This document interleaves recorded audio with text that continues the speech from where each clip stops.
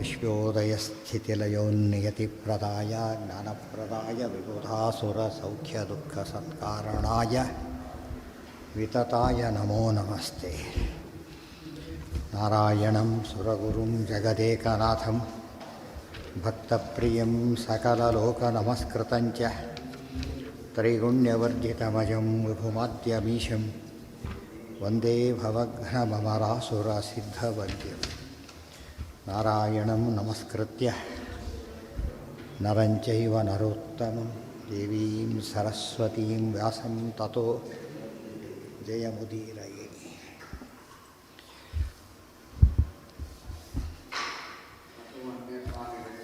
अतोऽन्यथा निरयः सर्वथा स्यात् स्वकर्मविप्रस्य जपोपदेशौ विष्णोर्मुखाद् विप्रजातिः प्रवृत्ता मुखोत्थितं कर्म तेनास्य सोदात्। अतः अन्यथा निरयः सर्वथा स्याತ್. ಈ ರೀತಿ ಮಾಡದೆ ಹೋದರೆ ನಿರಯಃ ನರಕ ಆಗುತ್ತೆ ಅಂತ ಹೇಳ್ತಾರೆ. ನರಕ ಆಗುತ್ತೆ. ಸ್ವಕರ್ಮ ವಿಪ್ರಸ್ಯ ವಿಪೋಪದೇಶವು. ಹಾಗಿದ್ದರೆ ಯಾರ್ಯಾರು ಸ್ವಕರ್ಮ ಏನೀಗ ಒಟ್ಟು ಮಾಡಲೇಬೇಕು, ಜೀವನ ಕರ್ತೃತ್ವ ಇದೆ, ಸ್ವಾತಂತ್ರ್ಯ ಇಲ್ಲ, ಎಲ್ಲ ಆಯ್ತೀಗ. ಇನ್ನು ಮುಂದಿನ ಕೆಲಸ ಏನೀಗ? ತನ್ನ ಕರ್ಮಾನುಷ್ಠಾನ ಮಾಡಬೇಕು. ಕರ್ಮಾನುಷ್ಠಾನ ಅಂದ್ರೇನು? ವರ್ಣಾಶ್ರಮೋಚಿತವಾದ್ದಾಗಬೇಕು. ನಿಯತಂ ಕುರು ಕರ್ಮತ್ವಂ ಕರ್ಮಜ್ಜಾಯು ಕರ್ಮಣ ಅಂತ ಹೇಳಿದಾಗ ಆಚಾರ್ಯ ಭಾಷ್ಯ ಬರೀತಾರೆ. ನಿಜಂ ಸ್ವರ್ಣಾಶ್ರಮೋಚಿತಂ ಅಂತ ಭಾಷ್ಯ ಅಲ್ಲಿ.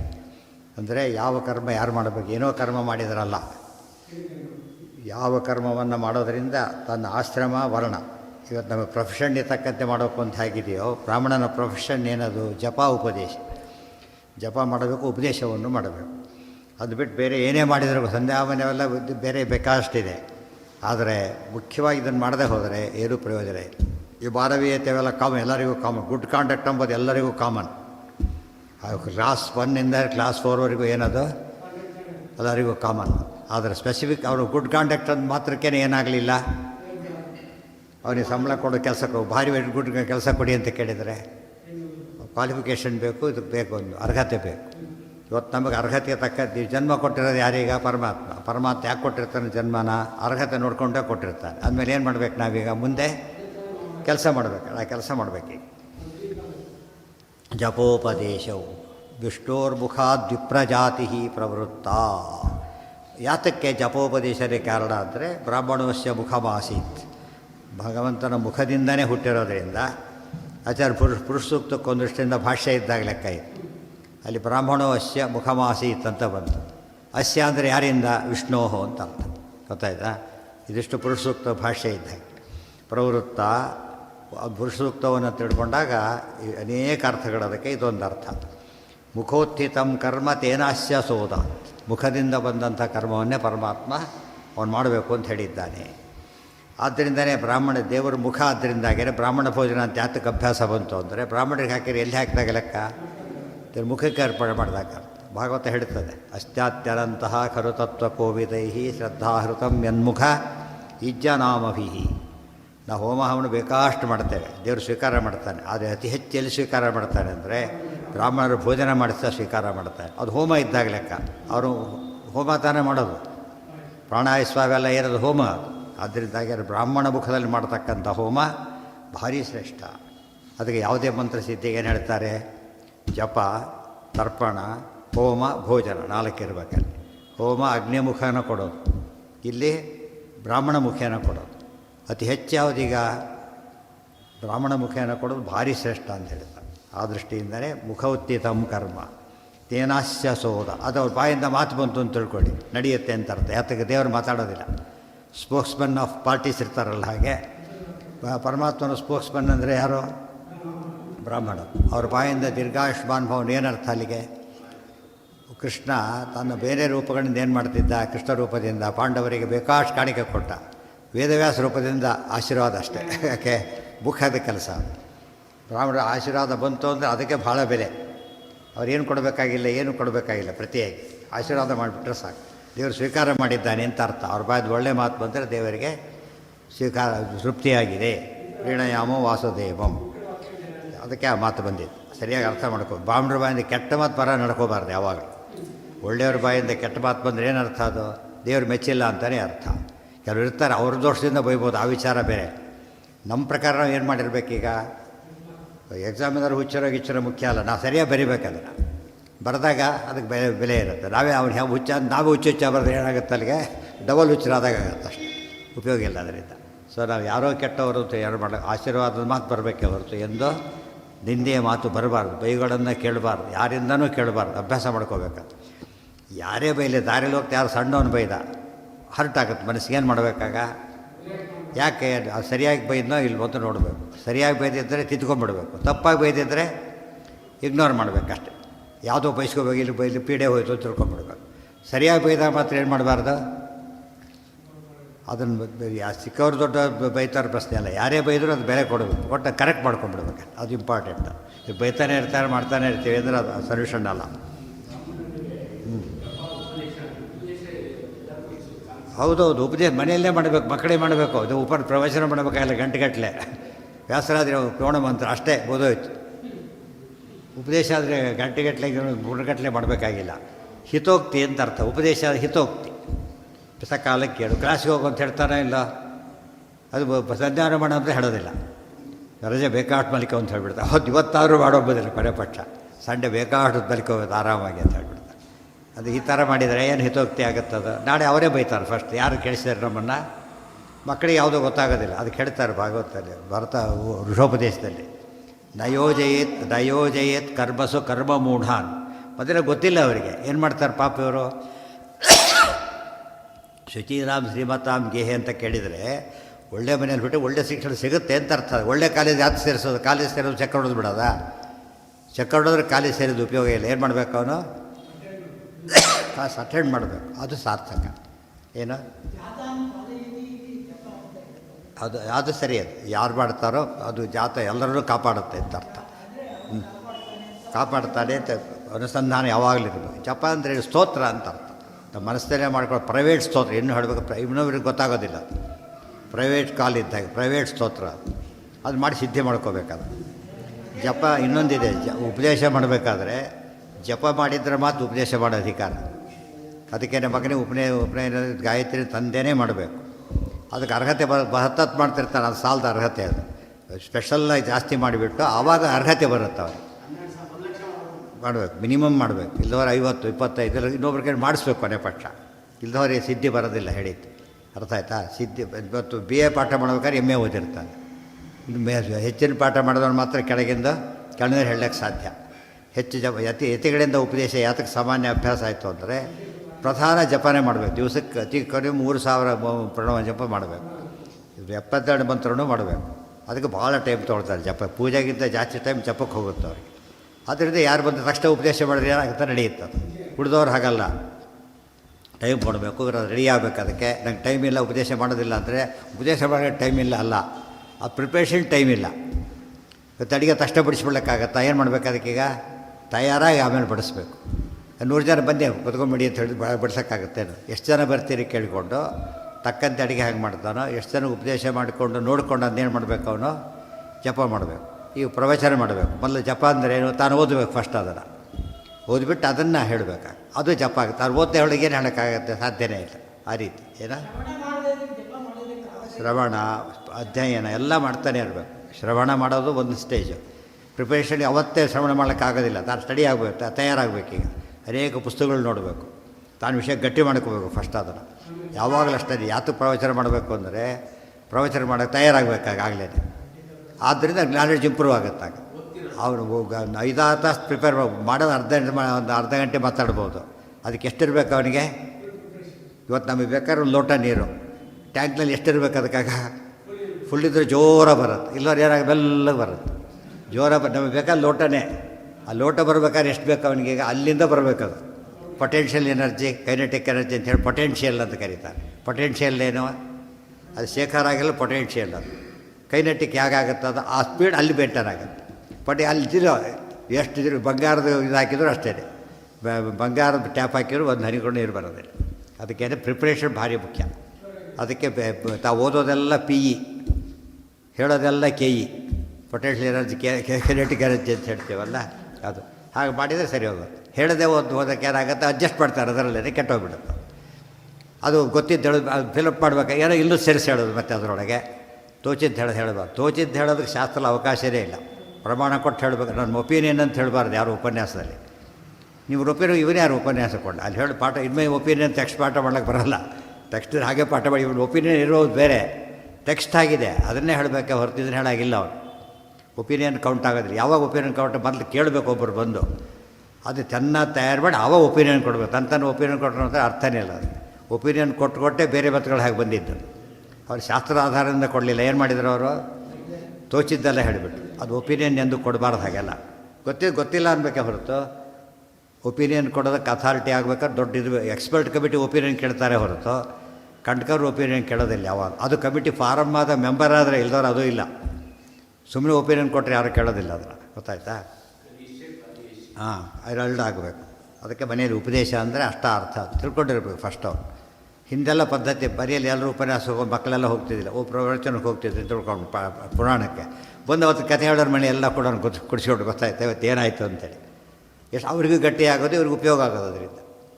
ಇದೆಲ್ಲ ಇವತ್ತು ಎಲ್ಲ ಹೊರಟೋಯ್ತಾ ಇತ್ತು. ಇದೇನೇ ಹೇಳ್ಕೊಂಡು ನನ್ನ ಮುಂದೆ ಬಾಯಿ ಬಿಡಬೇಡ ಅಂತ ಹೇಳ್ಬಿಟ್ಟು ಇವರು ಬಾಯಿ ಬಿಡೋದಿಲ್ಲ ಅಂತ ಅವರು ಕೂತ್ಕೊಂಡ್ರೆ ಅವ್ರಿಗೆ ಗೊತ್ತಾಗೋದು ಚಾನ್ಸೇ ಇಲ್ಲವಲ್ಲ. ಫಸ್ಟ್ ಈಗ ಎಲ್ಲಿ ಸೋರ್ಸ್ ಏನು ಗೊತ್ತಾಗ್ಲಿಕ್ಕಾಗಿದ್ರಿ? ಈಗ ಏನೂ ಗೊತ್ತಿಲ್ಲ ಅವರಿಗೆ.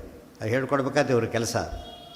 ಆಗ ಅವ್ರಿಗೆ ಹೇಳ್ದವ್ರು ಅವ್ರ ತಪ್ಪ, ಹೇಳ್ದವ್ರು ಇವ್ರ ತಪ್ಪು, ಕೇಳಿದವ್ರು ಅವ್ರ ತಪ್ಪು. ಎಷ್ಟೋ ಜನ ಒಳ್ಳೆ ಮನೆ ಅಂತ ಮನೆತನದಿಂದ ಯಾಕೆ ಕೊಡಬೇಕು ತೊಗೊಳ್ಬೇಕು ಅಂತ ಯಾತಕ್ಕಂತಾರಂದರೆ ಸಂಸ್ಕಾರ ಬಂದಿರುತ್ತೆ ಅಂತ. ಗುರುಗಳ ಹತ್ರ ಇರ್ತಾರೆ, ಗುರುಕುಲ ವಾಸ ಮಾಡ್ತಾನೆ. ಅವ್ನು ನೋಡಿ ಎಷ್ಟೋ ವಿಷಯ ಕಲ್ತ್ಬಿಡ್ತಾರೋ. ನೋಡಿ ಇಲ್ಲೇನು ನೋಡಿ ಕಲಿಬೇಕು ಅವನೀಗ? ಮನೆಯಲ್ಲಿ ಏನು ವಾತಾವರಣ ಇರೋದಿಲ್ಲ, ಕಲಿಯೋ ಪ್ರಶ್ನೆ ಬರೋದಿಲ್ಲ. ಗೊತ್ತಾಯ್ತು? ಅವೆಲ್ಲ ಮಠದಲ್ಲಿದ್ದಾಗ ಒಂದು ಡಿಸಿಪ್ಲಿನ್ ಇರುತ್ತೆ.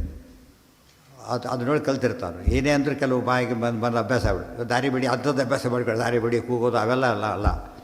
ಒಂದು ಸಂಸ್ಕಾರ ಬಂದಿರುತ್ತೆ. ದೇವಸ್ಥಾನದಲ್ಲಿ ಒಂದು ಸಂಸ್ಕಾರ ಇರುತ್ತೆ. ಅದು ಕೊಡದೆ ಹೋದರೆ ಎಲ್ಲಿ ಹುಟ್ಟಿದ್ರೆ ಏನಂತಾಗಿದ್ದರೆ ಹುಟ್ಟಿ ಬೆಲೆ ಏನಾಗಿದೆ? ವಂಶ ಬೆಲೆನೇ ಇಲ್ಲ ಅದಕ್ಕೆ. ಯಾವ ಕಾಲೇಜಲ್ಲೂ ಪಾಠ ಮಾಡೋದಿಲ್ಲ. ಯಾವ ಒಳ್ಳೆ ಕಾಲೇಜ್ ಹಾಕ್ಬೇಕು ಅದಕ್ಕೆ.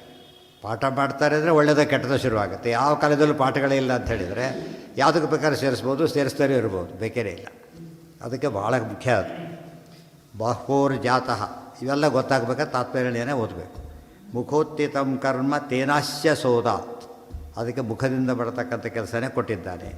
ಇವತ್ತು ಎಜುಕೇಷನ್ ಡಿಪಾರ್ಟ್ಮೆಂಟಲ್ಲಿ ಏನದು ಮುಖದಿಂದ ಮಾಡೋ ಕೆಲಸ. ಗೊತ್ತಾಯ್ತಾ? ಇವರೇನು ಆತ ಹೊರಟೇ ವ್ಯಾಲ್ಯೂನೇ ಹೊರಟೋಯ್ತು. ಅದಕ್ಕೆ ಬೇಕಾದವ್ರು ಸೀಟ್ ಕೊಡ್ತಾರೆ, ಅರ್ಥ ಇರೋದೊಳಗೆ ಅವನು ವಿಷಯ ಗೊತ್ತಿರಬೇಕು, ಹೇಳೋದಕ್ಕೆ ಬರಬೇಕು ಎರಡೆರಡೀಗ. ಅದಕ್ಕೆ ಅದು ಅಭ್ಯಾಸನೇ ಮಾಡಿಸೋದಿಲ್ಲ. ವಿಷಯ ಭಾಳ ಚೆನ್ನಾಗಿ ಗೊತ್ತಿದೆ ಪಾಪ, ಹೇಳೋದಕ್ಕೆ ಬರೋದಿಲ್ಲ. ಅವನಿಗೆ ಬೇರೆ ಕೆಲಸಕ್ಕೆ ಕೊಡ್ಬೋದು, ಹೇಳೋ ಕೆಲಸಕ್ಕಾಗೋದಿಲ್ಲ. ಚೆನ್ನಾಗಿ ಹೇಳ್ತಾನೆ, ವಿಷಯನೇ ಗೊತ್ತಿಲ್ಲ, ಅದು ಉಪಯೋಗ ಇಲ್ಲ. ಆ ಸೆಲೆಕ್ಷನ್ ಕಮಿಟಿ ಅಲ್ಲಿ ಕೆಲಸ ಮಾಡಬೇಕು. ಇಲ್ಲೇನು ದುಡ್ಡು ಅಲ್ಲಿ ಹೆಸರಿನ ನಾಮಕ ವ್ಯವಸ್ಥೆ ಕಮಿಟಿ ಕಡೆ ಹೊರತು ವಾಸ್ತವಿಕ ಏನಿರೋದಿಲ್ಲ. ಅಲ್ಲಿ ನಿಜವಾಗ್ಲೂ ಮೆರಿಟ್ ನೋಡೋ ಪದ್ಧತಿ ಇರೋದಿಲ್ಲ. ಅವ್ರು ನ್ಯಾಯ ಸಲ್ಲಿಸ್ಬೇಕು. ಅವರು ತಮ್ಮ ಜವಾಬ್ದಾರಿ ಕೊಟ್ಟ ಮೇಲೆ ಏನು ಮಾಡಬೇಕು? ಅವ್ರೀಗ ಇವ್ರ ಕಾಲಕ್ಕೆ ಸೆಲೆಕ್ಷನ್ ಆಯಿತು ಅಂದರೆ ಒಳ್ಳೆ ಸೆಲೆಕ್ಷನ್ ತಿಳ್ಕೊಂಡಿರ್ಬೇಕು. ಒಳ್ಳೆ ದುಡ್ಡು ತೊಗೊಂಡಿರ್ತಾರೆ ಅಂತ ಆಗಬಾರ್ದು. ಕರ್ಮ ತೇನಾಶ್ಯ ಸೋದಾತ್ ಬಾಹ್ವೋರ್ಜಾತಃ ಕ್ಷತ್ರಿಯಸ್ತೇನ ಬಾಹ್ವೋ ಕರ್ಮಸ್ಯ ಪಾಪ ಪ್ರತಿವಾರಣಂ ಹಿ ಪ್ರವರ್ತನಂ ಸಾಧು ಧರ್ಮಸ್ಯ ಚೈವ ಮುಖಸ್ಯ ಬಾಹ್ವೋಶ್ಚಾತಿ ಸಾಮೀಪ್ಯತೋಸ್ಯ. ಬಾಹ್ವೋರ್ಜಾತಃ ಕ್ಷತ್ರಿಯಃ ತೇನ ಬಾಹ್ವೋ ಕರ್ಮ ಅಸ್ಯ ಪಾಪ ಪ್ರತಿವಾರಣಂ ಹಿ. ಕ್ಷತ್ರಿಯ ತೋಳುಗಳಿಂದ ಹುಟ್ಟಿದ್ದಾನೆ. ಯಾರೋ ಬಿಡ್ತಿರ್ತಾರೆ, ತಕ್ಷಣ ಏನು ಮಾಡ್ಬೇಕು ನಾವೀಗ? ಹಿಡಿಬೇಕು. ಹೇಗೆ? ಕೈಲಿ ಹಿಡಿಬೇಕೀಗ, ಕೈ ಕೆಲಸ. ಗೊತ್ತಾಯ್ತಾ? ಬಾಯಲ್ಲಿ ಬೀಳಬೇಡಂದ್ರೆ ಬೀಳೋಕ್ಕಾಗೋದಿಲ್ಲ. ಅವ್ರು ಕೋಡಿ ಹಿಡಿದ್ಬಿಡ್ತಾ, ಅಷ್ಟೇ ಹಿಡಿದ್ಬಿಡ್ತಾ. ಸೊ ರಕ್ಷಣೆ ಎಂಬುದು ಯಾರ ಕೆಲಸ? ಅದು ರಕ್ಷಣೆ ಕೆಲಸ ಅವ್ರಿಗೆ. ಕೈಗಳಿಂದ ರಕ್ಷಣೆ ಮಾಡೋಕ್ಕೆ ಬರುತ್ತೆ, ಬಾಯಿಯಿಂದ ರಕ್ಷಣೆ ಮಾಡಿಸೋಕ್ಕೆ ಬರುತ್ತೆ. ಮಾಡೋದಕ್ಕೆ ಕೈ ಬೇಕು, ಹೇಳೋದಕ್ಕೆ ಬಾಯಿ ಬೇಕು. ಅದು ಬ್ರಾಹ್ಮಣ ಎರಡನ್ನೂ ಮಾಡಬೇಕು. ಕರಿಷ್ಯ ಕಾರ್ಯ ಯಾತಕ್ಕೆ ಹೇಳಿದರು ಅಂದರೆ ಅಧ್ಯಯನ ಅಧ್ಯಾಪನ ಎರಡೂ ಮಾಡಬೇಕಂತ. ಇವು ಅವರಿಗೆ ಅದಿಲ್ಲ. ಕ್ಷತ್ರಿಯರಿಗೆ ಏನಿಲ್ಲ, ಅಧ್ಯಾಪನ ಇಲ್ಲ. ಏನು ರಕ್ಷಣೆ ಕೊಡಬೇಕು ಅವರಿಗೆ. ಅದು ಎಕ್ಸಿಕ್ಯೂಟ್ ಮಾಡೋದು ಅಂತೀವಲ್ಲ ಹಾಗೆ. ಅವ್ರು ಹೇಳ್ತಾರೆ, ಎಕ್ಸಿಕ್ಯೂಟ್ ಮಾಡ್ತಾರೆ. ನ್ಯಾಯಾಧೀಶ ಅನೌನ್ಸ್ ಮಾಡ್ತಾನೆ ಶಿಕ್ಷೆ, ಅವನು ಎಕ್ಸಿಕ್ಯೂಟ್ ಮಾಡೋದಿಲ್ಲ. ವ್ಯವಸ್ಥೆ ಬೇರೆ ಇದೆ ಅದಕ್ಕೆ. ಅದು ಕ್ಷತ್ರಿಯ ಆ ಕೆಲಸ ಮಾಡಬೇಕು. ಬಾಹ್ವೋರ್ಜಾತಃ ಕ್ಷತ್ರಿಯಸ್ತೇನ ಬಾಹ್ವೋ ಕರ್ಮ ಅಸ್ಯ ಪಾಪ ಪ್ರತಿವಾರಣಂ ಹಿ. ಪಾಪ ಪ್ರತಿವಾರಣ, ಪಾಪ ಪ್ರತಿವಾರ ಎರಡರ್ಥ. ಪಾಪಿಗಳನ್ನು ತಡಿಬೇಕು ಒಂದರ್ಥ, ಪಾಪ ಮಾಡೋದನ್ನು ತಡಿಬೇಕು ಇನ್ನೊಂದು ಅರ್ಥ. ಗೊತ್ತಾಯ್ತಾ? ಪಾಪ ಕೆಲಸ ಮಾಡೋಕ್ಕೆ ಅವಕಾಶ ಕೊಡಬಾರ್ದು. ಅರ್ಥ ಆಯ್ತಾ? ಈಗ ಎಲ್ಲೂ ಸ್ಕೂಲಲ್ಲಿ ಹಾಕಿರ್ತಾರೆ, ಬಸ್ಸಲ್ಲಿ ಕ್ಯೂಲಲ್ಲಿ ನಿಯಮಗಳಿರುತ್ತೆ. ಪ್ಯಾಸೆಂಜರ್ ಕೊಡೋದಕ್ಕೂ ಶಿಸ್ತಿ, ಆ ರೀತಿ ಕೊಡಬೇಕು ಅವ್ರು. ಮಧ್ಯೆ ಮಧ್ಯೆ ಓಡಾಡ್ತಿದ್ರೆ ಯಾಕೆ ಓಡಾಡ್ತಿ ಕೊಡು ಅಂತ ಹೇಳ್ತಾರಲ್ಲ ಹಾಗೆ. ಪಾಪ ಪ್ರತಿವಾರಣ, ಪಾಪ ಕಾರ್ಯದ ಪ್ರತಿವಾರಣ, ಪಾಪಿಗಳ ಪ್ರತಿವಾರಣ. ಪಾಪಿಗಳ ಪ್ರತಿವಾರಣನ ಮಾಡೋದು ಅಂದರೆ ಏನು? ಕೈಯಿಂದ ತಡಿಬೇಕು, ಕೆಳದೆ ಹೋದರೆ ಹೊಡಿಬೇಕು. ಎರಡು ಮೊದಲು ಹೇಳ್ತಾರೆ ಯಾವಾಗಲೂ, ಮೊದಲೇ ಯಾರೂ ಹೊಡೆಯಲ್ಲ, ಫಸ್ಟ್ ವಾರ್ನಿಂಗ್ ಕೊಡೋ ಪದ್ಧತಿ ಆ ಥರ ಮಾಡ್ತಾರೆ. ಅಲ್ಲಿಗೂ ಕೆಳದೆ ಹೋದಾಗ ಏನು ಮಾಡ್ತಾರೆ? ಹೊಡಿತಾರೆ. ಯಾರ ಕೆಲಸ ಇದು? ಇವ್ರು ಮಾಡೋ ಹಾಗಿಲ್ಲ. ಇದು ಕಂಟಿನ್ಯೂಡ್ ಫಾರಮ್ನೆಲ್ಲ 29ನೇ ಅಧ್ಯಾಯದಲ್ಲಿ ಬರುತ್ತೆ. ಭೀಷ್ಮರು ಉಪದೇಶ ಮಾಡ್ತಾರೆ, ಅಲ್ಲಿ ಸಮರಿ ಕೊಡ್ತಾರೆ. ಎರಡು ಸೇರಿಸ್ಬೇಕೀಗ. ಇದು ನಾವು ಸೇರಿಸ್ಬಿಟ್ರೆ ಎಕ್ಸಾಸ್ಟಿವ್ ಆಗುತ್ತೆ. ಇದು ಪೂರ್ತಿ ಅರ್ಥ ಆಗ್ಬೇಕಾದ್ರೆ ಆ ಭಾಗ ಓದಬೇಕು. ಹೇಳ್ತಾರೆ ಈಗ ಫಸ್ಟ್ ಒಂದು ಕೆಲಸ ಮೇನ್ ಪ್ರಶ್ನೆ. ಈಗ ಮೇನ್ ಲೆಕ್ಚರರ್ ಅಂತ ಹೇಳ್ಬಿಟ್ಟು ಯಾರು ಬಿದ್ದರೆ ಎತ್ತಬಾರ್ದು, ಪೊಲೀಸ್ ಸ್ಟೇಷನ್ಗೆ ಫೋನ್ ಮಾಡಬೇಕಾಗಿಲ್ಲ. ಯಾರು ಬಿದ್ದರೆ ಏನು ಮಾಡಬೇಕು? ಅವರು ಅಷ್ಟು ಕೆಲಸ ತಾನು ಮಾಡಬೇಕು. ಮುಂದಿಂದೆಲ್ಲ ಅವ್ರು ನೋಡ್ಕೋತಾರೆ. ಫಸ್ಟ್ ಕೆಲಸ ಏನು ಮಾಡೋದು ಅವನಿಗೆ? ನಾನು ಡಾಕ್ಟ್ರು ಅಲ್ಲ, ಪೊಲೀಸರು ಅಲ್ಲ, ನಾನೇ ಯಾಕೆ ಎತ್ತಬೇಕು ಅಂತ ಕೇಳಿದರೆ ತಪ್ಪದು. ಏನು ಮಾಡಬೇಕಾ ಫಸ್ಟಾಗ? ಅದೆಲ್ಲರಿಗೂ ಕಾಮನ್. ಅದು ಏನಂತ ಎಲ್ಲರಿಗೂ ಕಾಮನ್ ಕೆಲಸಗಳು. ಅದಕ್ಕೆ ಆಚಾರ್ಯ ಉಪಸಂಹಾರ ಮಾಡ್ತಾರೆ ಆಚಾರ್ಯರು. ಎಲ್ಲರೂ ಮಾಡಬೇಕಾದ ಕೆಲಸಗಳು ಎಲ್ಲವೂ ಮಾಡಬೇಕು. ಕ್ಷತ್ರಿಯ ಇನ್ನೂ ಸ್ಪೆಷಲ್ ಇದೆ. ಏನದು? ಪ್ರವರ್ತನಂ ಸಾಧು ಧರ್ಮಸ್ಯ ಚೈವ. ಧರ್ಮವನ್ನು ನಡೆಸಬೇಕು ಅವರು, ಪ್ರವರ್ತನ ಮಾಡಬೇಕು. ಮುಖಸ್ಯ ಬಾಹೋರ್ಚಾತಿ ಸಾಮೀಪ್ಯತೋಸ್ಯ. ಈಗ ಹೇಳ್ತಾರೆ ಜಪೋಪದೇಶವು ಕ್ಷತ್ರಿಯಸ್ಯಾಪಿ. ಮುಖಕ್ಕೂ ಕೈಗೂ ಹತ್ತಿರ ಇದೆ, ಮತ್ತು ಮುಟ್ಕೋಬೋದು. ಹೀಗೆ ಅಂದರೆ ಏನು ಮಾಡಬೇಕು? ಕ್ಷತ್ರಿಯನು ಏನು ಮಾಡಬೇಕು? ಉಪದೇಶ ಮಾಡಬೇಕು ಅಂತೇಳಿ. ಆದರೆ ಮೇನಲ್ಲ. ಎಷ್ಟು ಮಾಡಬೇಕಾತ? ಕ್ಷತ್ರಿಯ ಬ್ರಾಹ್ಮಣರಿಗೆ ಉಪದೇಶ ಮಾಡಬಾರ್ದು. ಯಾರಿಗೆ ಮಾಡಬೇಕು? ಕ್ಷತ್ರಿಯರಿಗೆ ಮಾಡಬೇಕು. ಅದಕ್ಕೆ ಭೀಷ್ಮರು ಏನು ಮಾಡಿದರು? ಫಸ್ಟು ಇವರು ಹೇಳಿಕೊಟ್ರು, ಪಾಂಡರಾಜನ ಅವರೇ ಹೇಳಿಕೊಟ್ರು. ಯಾರು? ಯಾಕೆ ಭೀಷ್ಮರಂತ ಪರಶುರಾಮರ ಅಸ್ತ್ರಗಳನ್ನು ಕಲ್ತವ್ರು ಯಾರೂ ಇದ್ದಿಲ್ಲ ಆಗ, ಅವರೊಬ್ಬರೇ. ಇನ್ಯಾರೂ ಹೇಳಾಗಿಲ್ಲ. ತಕ್ಷಣ ಏನು ಮಾಡಿದರು? ತಾವೇ ಪಾಠ ಮಾಡಿದರು ಪಾಂಡರಾಜನಿಗೆ. ದ್ರೋಣಾಚಾರ್ಯ ಬಂದರು, ತಕ್ಷಣ ಅವ್ರಿಗೆ ಒಪ್ಪಿಸ್ಬಿಟ್ರು ಎಲ್ಲರೂ ಕೂಡ. ತಾವು ಮಾಡಲಿಲ್ಲ. ಆಮೇಲೆ ಎಷ್ಟು ಇಂಪಾರ್ಟೆಂಟ್ ನೋಡಿದ್ರೆ. ಇದೆಲ್ಲ ತಿಳ್ಕೊಳ್ಳೋದಕ್ಕೆ ತಾತ್ಪರ್ಯ ನಿರ್ಣಯ ಭಾಳ ಹೆಲ್ಪ್ ಆಗ್ತದೆ. ಯಾವಾಗ ತಾನು ಮಾಡಬೇಕು. ಅಡಿಗೆಯವರಿಲ್ಲ ಪಾಪ, ಅವರೇ ಹೇಳ್ತಾರೆ ಎಷ್ಟೋದಾರ ಪಾಪ ಏನೋ ಮಾಡಿ ಬಂದಷ್ಟು ಮಾಡಿ ಹಾಕಿಬಿಡ್ತಾರೆ. ಉಪವಾಸ ಹಾಕ್ಲಿಕ್ಕೆ ಸಾಧ್ಯ ಇಲ್ವಲ್ಲ. ಅಡಿಗೆವನೇ ಬಂದ, ತಾವು ಕೈ ಹಾಕ್ಲಿಕ್ಕೆ ಹೋಗಲ್ಲ. ಯಾಕೆ ಮಾಡ್ತಾನೆ, ಚೆನ್ನಾಗಿ ಮಾಡ್ತಾನೆ. ಯಾಕೆ? ಅವನ ಕೆಲಸ. ಕ್ಷತ್ರಿಯ ಎಷ್ಟೇ ಮಾಡಿದ್ರು ಬೇರೆ ಕೆಲಸದ ಮಧ್ಯೆ ಮಾಡಬೇಕು. ಅವ್ರು ಪಾರ್ಟ್ ಟೈಮ್ ಆಯಿತು. ಬ್ರಾಹ್ಮಣ ಫುಲ್ ಟೈಮ್ ಆದ್ದರಿಂದ ಅವ್ರಿಗೆ ಏನಿರುತ್ತೆ ಜವಾಬ್ದಾರಿ ಈಗ ಜಾಸ್ತಿ ಇರುತ್ತೆ. ಅದು ಬ್ರಾಹ್ಮಣರ ಕೈಲೇ ಹೇಳಿಸ್ಬೇಕು ಅಂತಿರೋದು. ಜಪೋಪದೇಶವು ಕ್ಷತ್ರಿಯಸ್ಯಾಪಿ ವಿಷ್ಣು ಚಕ್ರೆ ಪ್ರವರ್ತನಂ ಸಾಧು ಧರ್ಮಸ್ಯ ಚೈವ ಮುಖಸ್ಯ ಬಾಹ್ವಶ್ಚ ಅತಿ ಸಾಮೀಪ್ಯತೋಸ್ಯ. ಅತಿ ಸಾಮೀಪ್ಯ ಅಂದ್ರೇನು? ಬಾಯಲ್ಲಿ ಕೈ ಇಟ್ಕೊಂಡ್ಬಿಡ್ಬೋದು, ಅಷ್ಟರ ಮಟ್ಟಿಗೆ ಅಷ್ಟು ಸಾಮೀಪ್ಯ ಇದೆ. ಇದು ತಿನ್ನಕ್ಕೆ ಬರ್ತಿರಲಿಲ್ಲ, ಎಲ್ಲಿ ಬೇಕಾದ್ರೂ ಬಿಟ್ಕೋ ಕೈಯಿಂದ. ಆದ್ದರಿಂದ ಕೈಗೆ ಅಷ್ಟಿರೋದು ಕ್ಷತ್ರಿಯನಿಗೆ ಭಾಳ ಕೆಪಾಸಿಟಿ ಇದೆ. ಅದೇ ತೊಡೆ ಬಂತು, ತೊಡೆಗೆ ಟಚ್ ಬರಲ್ಲ, ದೂರ ಆಯ್ತಾಗಲೇ. ಕಾಲನ್ನ ಬಾಯಲ್ಲಿ ಇಟ್ಕೊಳ್ಳೋಕ್ಕಾಗಲ್ಲ. ಅಂದರೆ ಬರ್ತಾ ಏನಾಗ್ತಾ ಬರುತ್ತಾಗ ಕಾಂಟ್ಯಾಕ್ಟ್ ದೂರ ಆಗ್ತಾ ಬರುತ್ತೆ. ತಪ್ಪೋದಿಲ್ಲ, ಪೂರ್ತಿ ಕಡಿಮೆ ಆಗ್ತಾ ಬರುತ್ತೆ. ಬಾಹುಗೂ ಕ್ಷತ್ರಿಯ ತುಂಬ ಹತ್ತಿರ ಇದೆ. ಜಪೋಪದೇಶವು ಕ್ಷತ್ರಿಯಸ್ಯಾಪಿ ವಿಷ್ಣು ಚಕ್ರೇ ಧರ್ಮವು ಯಜ್ಞಕರ್ಮಾಪಿ ವಿಪ್ರೇ. ಆಮೇಲೆ ಬ್ರಾಹ್ಮಣರು ಯಜ್ಞ ಮಾಡಬೇಕು ಅಂತ ಹೇಳಿದರು. ಬ್ರಾಹ್ಮಣನು ಯಜ್ಞ ಮಾಡಬೇಕು, ಆದರೆ ಕ್ಷತ್ರಿಯ ಪ್ರಧಾನವಾಗಿ ಮಾಡಬೇಕು. ಬ್ರಾಹ್ಮಣ ಅವನು ಮಾಡೋ ಯಜ್ಞಗಳು ಬೇರೆ ಇರ್ತದೆ, ಮಾಡಿಸ್ಬೋದು ಆತ. ಇವತ್ತು ಕ್ಷತ್ರಿಯ ಯಜ್ಞ ಮಾಡ್ತಾರೆ. ಅಶ್ವಮೇಧ ಗುರುಗಳು ಯಾರು ಇರಬೇಕಲ್ಲಿ? ಬ್ರಾಹ್ಮಣರಿರಬೇಕು. ಮತ್ತೆ ಆದ್ದರಿಂದ ಯಜ್ಞಕರ್ಮ ಅಪಿ ವಿಪ್ರೇ. ಬ್ರಾಹ್ಮಣರಿಗೆ ಜಪ ಉಪದೇಶ ಪ್ಲಸ್ ಯಜ್ಞಕರ್ಮ ಸೇರಿಸ್ಕೋಬೇಕೀಗ. ಯಜ್ಞಕರ್ಮ ಮೂರನೇದಿದೆ. ಅದರಲ್ಲಿ 6ರಲ್ಲಿ 3 ಆಯ್ತು. ಈಗ ದ್ವೈಶ್ಯೋ ಯಸ್ಮಾತ್ ಊರುಜಾತಃ ಊರುಜಸ್ತೇನ ತಸ್ಯ ಪ್ರಜಾವೃದ್ಧಿ ತಜ್ಜ ಕರ್ಮೈವ ಧರ್ಮ. ವೈಶ್ಯೋ ಯಸ್ಮಾತ್ ಊರುಜ ಊರು ತದಸ್ಯ ಯದ್ವೈಶ್ಯ. ಊರು ತಡೆಯಿಂದ ಹುಟ್ಟಿರೋದೇ. ನಾವೇನು ಮಾಡೋದು? ಪ್ರಜಾವೃದ್ಧಿ ಹೆಚ್ಚು ಸಂತತಿಯನ್ನು ಬೆಳೆಸಬೇಕು. ಯಾವಾಗ ಸ್ಟಾಫ್ ಮುಖ್ಯಸ್ಥ ಒಬ್ಬನೇ ಬೇಕಾಗೋದು. ಮುಖ್ಯಸ್ಥ ಒಬ್ಬನೇ ಬೇಕು ಒಂದು ಸಂಸ್ಥೆಗೆ. ಯಾವತ್ತಾರೆ ಒಬ್ಬನೇ, ಒಂದೇ ಪೋಸ್ಟ್ ಇರುತ್ತೆ. ಅಸಿಸ್ಟೆಂಟ್ ಜವಾಬ್ದಾರಿ ಜಾಸ್ತಿ ಆಗ್ತಾ ಬರ್ತಾರೆ. ಇನ್ನು ಬರ್ತಾ ಏನಾಗುತ್ತೆ? ಅಟೆಂಡೆಂಟ್ ಇನ್ನೂ ಜಾಸ್ತಿ ಆಗಿಬಿಡುತ್ತೆ. ಹೀಗದು ಥರ ಕೋನ್ ಇಟ್ಕೊಂಡ್ಬಿಟ್ರೆ ಆ ಥರ ಬಿಡಿ. ಕೋನಿಗೆ ಪೇಂಟ್ ಪೀಕ್ ಒಂದೇ ಇರುತ್ತಲ್ಲ ಆ ಥರ. ಸೊ ಬ್ರಾಹ್ಮಣನೇ ಕೆಲಸ ಅದು, ಕ್ಷತ್ರಿಯನೇ ಕೆಲಸ ಇದು. ಇವನು ಕೆಳಗೆ ಬರೋದ್ರಿಂದ ಜಾಸ್ತಿ ಸಂಪಾದನೆ ಬೆಳೆಸಬೇಕು ಸಂತಾನ. ಯಜ್ಞಕರ್ಮಾಪಿ ವಿಪ್ರೇ ವೈಶ್ಯೋ ಯಸ್ಮಾದೂರುಜಸ್ತೇನ ತಸ್ಯ ಪ್ರಜಾವೃದ್ಧಿ ತಜ್ಜ ಕರ್ಮೈವ ಧರ್ಮ. ಪ್ರಜಾ ವೃದ್ಧಿ ಮಾಡ್ತಕ್ಕಂಥ ಮುಖ್ಯವಾದ ಕರ್ಮ. ಆದರೆ ಇವೆಲ್ಲ ಬಿಡಾಗಿಲ್ಲ. ಅವನು ಜಪೋಪದೇಶ ತಮ್ಮಟ್ಟಿ ತಾವೆಲ್ಲರೂ ಮಾಡಿಕೊಳ್ಳೇಬೇಕು. ಯಾರೂ ಬಿಡ. ಮಾಸಲ್ಲಿ ಇನ್ನೊಬ್ಬರಿಗೆ ಮಾಡಬೇಕಾದ್ರೆ ಬ್ರಾಹ್ಮಣನಾಗಬೇಕು. ತಂದೆ ಮಗನಿಗೆ ಪಾಠ ಮಾಡ್ತಾನೆ, ಯಾರೂ ಅಡ್ಡಿ ಮಾಡೋಂಗಿಲ್ಲ ಅದಕ್ಕೆ. ಆದರೆ ಕಾಲೇಜಿನಲ್ಲಿ ಮಾಡಾಗಿಲ್ಲ ಅವನು. ಅದಕ್ಕೆ ಕ್ವಾಲಿಫಿಕೇಷನ್ ಬೇಕು. ಮನೆಯಲ್ಲಿ ಮಾಡ್ಲಿಕ್ಕೆ ಬೇಕಿಲ್ಲ, ವಿಷಯ ಗೊತ್ತಿದ್ದರೆ ಸಾಕು. ಆದರೆ ಔಷಧಿ ತಾನು ಕೊಡ್ತಾನೆ ಅದಕ್ಕೆ ಸಾಕು. ಆದರೆ ಅಫಿಷಿಯಲ್ ಅಪಾಯಿಂಟ್ ಆಗಬೇಕಾದ್ರೆ ಸಾಲ್ತದು. ಔಷಧಿ ಕೊಡ್ಲಿಕ್ಕೆ ಔಷಧಿ ಗೊತ್ತಿದ್ದರೆ ಸಾಕು. ಆದರೆ ಅವನು ಅಥಾರಿಟಿ ಬರ್ಬೇಕಾದ್ರೆ ಯಾವಾಗ ಮಾಡ್ಲಿಕ್ಕೆ ಬರುತ್ತೆ? ಕ್ವಾಲಿಫೈಡ್ ಆದಾಗ ಮಾತ್ರ. ಅದಕ್ಕೇನೆ ತಸ್ಮಾತ್ ತತ್ಸಾದೃಶ್ಯಾತ್ ಸ್ಥಾವರಾಣಾಂಚ ವೃದ್ಧಿ. ನೋಡಿ, ವೃದ್ಧಿ ಅಂದರೆ ಎರಡು ಕೆಲಸ ಕ್ಷತ್ರಿಯ ಮಾಡಬೇಕಾದ ವೃದ್ಧಿ. ಒಂದು ವೃದ್ಧಿ ಸಂತತಿ, ಇನ್ನೊಂದು ವೃದ್ಧಿ ಸ್ಥಾವರ ವೃದ್ಧಿ ಅಂದ್ರೇನು? ಕೃಷಿ ಕೆಲಸ ಮಾಡಬೇಕು. ಅಲ್ಲಿ ಬರುತ್ತೆ ಭಗವತಿಯರು ಹೇಳಬೇಕಾದ್ರೆ ಕೃಷಿ ಕರ್ಮ ಯಾರದ್ದದು? ವೈಶ್ಯನದು ಪ್ರಧಾನವಾಗಿ. ವೈಶ್ಯೋ ಯಸ್ಮಾದೂರುಜಸ್ತೇನ ತಸ್ಯ ಪ್ರಜಾವೃದ್ಧಿ ತಜ್ಜ ಕರ್ಮ ಇವ ಧರ್ಮ ತತ್ಸಾದೃಶ್ಯಾತ್ ಸ್ಥಾವರಾಣಾಂಚ ವೃದ್ಧಿ ಕರೋರೂರ್ವೋ ಸನ್ನಿಕೃಷ್ಟತ್ವ ಹೇತೋ. ನಮಗೆ ಬಾಯಿಂದ ಕೈಯಿಂದ ಬಾಯಲ್ಲಿ ಇಟ್ಕೋಬೋದು, ತೊಡೆ ಇಟ್ಕೊಳ್ಳೋಕೆ ಬರೋದಿಲ್ಲ. ಆದರೆ ಏನು ಮಾಡ್ಬೋದು? ಕೈಯಿಂದ ಮುಟ್ಬೋದು. ಗೊತ್ತಾಯ್ತಾ? ಕೈಯಿಂದ ಮುಟ್ಲಕ್ಕೆ ಬರುತ್ತೆ. ಅದೇ ರೀತಿಯೇ ಇವನಿಗೆ ಅದೂ ಕೆಲಸನೂ ಇದೆ, ಆದರೆ ಕಡಿಮೆ ಆಗ್ತಾ ಬರುತ್ತೆ. ಬ್ರಾಹ್ಮಣಿಗಿರಷ್ಟು ಕ್ಷತ್ರಿಯನಿಗಿಲ್ಲ ಜಪೋಪದೇಶ, ಅವನಿಗಿಂತ ಇವನಿಗಿಲ್ಲ, ಇನ್ನೂ ಕಡಿಮೆ ಆಯಿತು. ಸನ್ನಿಕೃಷ್ಟತ್ವ ಹೇತೋ ವಾರ್ತಾತ್ಮಕಂ ಕರ್ಮ ಧರ್ಮಂಚಕಾರ ವಿಷ್ಣುಸ್ತಸ್ಯೈವ ಅಂಘ್ರಿಜ ಶೂದ್ರಭುಕ್ತ. ವಾರ್ತಾ ಅಂದ್ರೇನು? ಕೃಷಿ ಮಾಡೋದು ಅಂತ ಅರ್ಥ ಮುಖ್ಯವಾಗಿ. ಕೃಷಿ ಗೋರಕ್ಷಾ ವಾಣಿಜ್ಯ ಎಲ್ಲ ಯಾರ ಕೆಲಸ? ಅದು ವೈಶ್ಯರ ಕೆಲಸ. ಅದಕ್ಕೆ ಅವರು ಮಾಡಬೇಕದು. ವೈಶ್ಯರು ಅದನ್ನು ಮಾಡಿದರೆ ತಲೆ ಮಾಡ್ತಾ ಬಂದಿರೋ ಅವ್ರ ಪ್ರಿನ್ಸಿಪಲ್ ಇರುತ್ತೆ. ಮೊದಲು ಮೋಸ ಮಾಡಬಾರ್ದು, ಪ್ರಾಫಿಟ್ ಇದನ್ನು ಜಾಸ್ತಿ ತೊಗೊಳ್ಬಾರ್ದು, ಅಭ್ಯಾಸ ಆಗಿಬಿಟ್ಟಿರ್ತಾರೆ. ಬ್ರಾಹ್ಮಣ ಅಂಗಡಿ ಇರ್ತಾರೆ, ಆ 90% ಪ್ರಾಫಿಟ್ ಟ್ರೈ ಮಾಡೋಕ್ಕೋರೆ ಬೈತಾ ಬಿಡುತ್ತಾರೆ. ಅವನಿಗೆ ಗೊತ್ತು ಧರ್ಮ ಅಲ್ಲ ಇದು, ಇಷ್ಟ ಮೇಲೆ ತೊಗೊಳ್ಬಾರ್ದು ಅಂತ ಗೊತ್ತು. ಹೋಲ್ಸೇಲ್ ರೇಟ್ ಬೇರೆ, ಈ ರೇಟ್ ಯಾರೂ ಅಬ್ಜೆಕ್ಟ್ ಮಾಡಲ್ಲ. ಹೋಲ್ಸೇಲ್ ರೇಟ್ ಕಡಿಮೆ ಇರುತ್ತೆ ಯಾವಾಗಲೂ, ಇದು ಜಾಸ್ತಿ ಇರುತ್ತೆ. ಏನು ಮಾಡ್ತೀನಿ ಅದನ್ನು ನೀನೇ ಹೋಲ್ಸೇಲ್ ನೀನೇ ಕೊಡ್ತೀನಿ ತಗೋ ಅಂತ ಹೇಳ್ತಾರೆ. ಆ ಥರ ಇರೋದ್ರಿಂದ ಅವರೆಲ್ಲ ಧರ್ಮ ಅಂತ ಒಂದಿರ್ತದೆ. ಬೇರೆ ಒಂದು ಧರ್ಮ ಮಾಡಿದ ಧರ್ಮ ಬಿಟ್ಬಿಡ್ತಾನೆ. ಸ್ವಧರ್ಮ ಬಿಟ್ಟಾಗ ವಿನಧರ್ಮ ಮಾಡಿದಾಗ ಅತಿ ಆಸೆ ಬೀಳ್ತಾನೆ. ನೋಡಿದ್ದೇನೆ ಅಂಥವ್ರನ್ನ. ನಮ್ಗೆ ಯಾರೋ ಭಾರಿ ತಿರುತ್ತಾರೆ. ಒಬ್ಬರು ಸೀರೆ ಅಂಗಡಿ ಇಟ್ಟರು, ಮನೆಯವರೆಲ್ಲ ಊಟ ಹರಿದು ಹಾಕಿಬಿಟ್ರು. ವ್ಯಾಪಾರನೆಲ್ಲ ಸೂಸೈಡ್ ಮಾಡಿ ಸತ್ತೋಗ್ಬಿಟ್ಟಪ್ಪ. ಸಿಕ್ಕಾಬಿಟ್ಟು ಸಾಲ ಮಾಡಿಕೊಂಡಿದ್ರು, ಸೂಸೈಡ್ ಮಾಡಿ ಸತ್ತು ಹೋದ. ಎಲ್ಲರೂ ಹೋಗೋದು ನಮ್ಮ ಅಂಗಡಿ ತಿತ್ತು ಬರೋದು ಒಬ್ಬರು. ಇವರು ಇನ್ನೊಂದು ಎರಡು ತರೋದು, ಸ್ಪೇರ್ ಬೇರೆ ತರೋದು. ಪಾಪರೇ ಹೋಗ್ಬಿಟ್ಟಪ್ಪ. ಅದೇ ವಯಸ್ಸರಾದರೆ ಅವು ಭಾರಿ ಗೊತ್ತವ್ರು ಏನು ಮಾಡ್ತಾರೋ ಅವರು ಕಲಿಬೇಕು ಅವರಿಂದ. ಅದರಲ್ಲಿ ವ್ಯಾಪಾರ ಮಾಡೋದ್ರಲ್ಲಿ, ಪ್ರಾಮಾಣಿಕತೆಯಲ್ಲಿ ಎಲ್ಲದರಲ್ಲೂ ಕರೆಕ್ಟ್. ಬುಕ್ಸ್ ತೊಗೊಳೋದಕ್ಕೆ ಬರ್ತಾರೆ ಅಂತ ತಿಳ್ಕೊಬೇಡ. ವಯಸ್ಸರೇ ಬಂದಾಗ ಅವ್ರ ನೀತಿ ಬೇರೆ, ಪಕ್ಕಾ ವ್ಯವಹಾರ ಅವರು. ಅಂದರೆ ಏನು ಅದೆಲ್ಲ ಇರೋದೇ ಇಲ್ಲ, ಲೆಕ್ಕ ಕರೆಕ್ಟಾಗಿ ಮಾಡ್ಕೊತಾರೆ, ಬೇರೆ ಇಲ್ಲ. ಇವ್ರದ್ದು ಬೇರೆಯವ್ರು ಬಂದಾಗ ರೀತಿಯೇ ಬೇರೆ.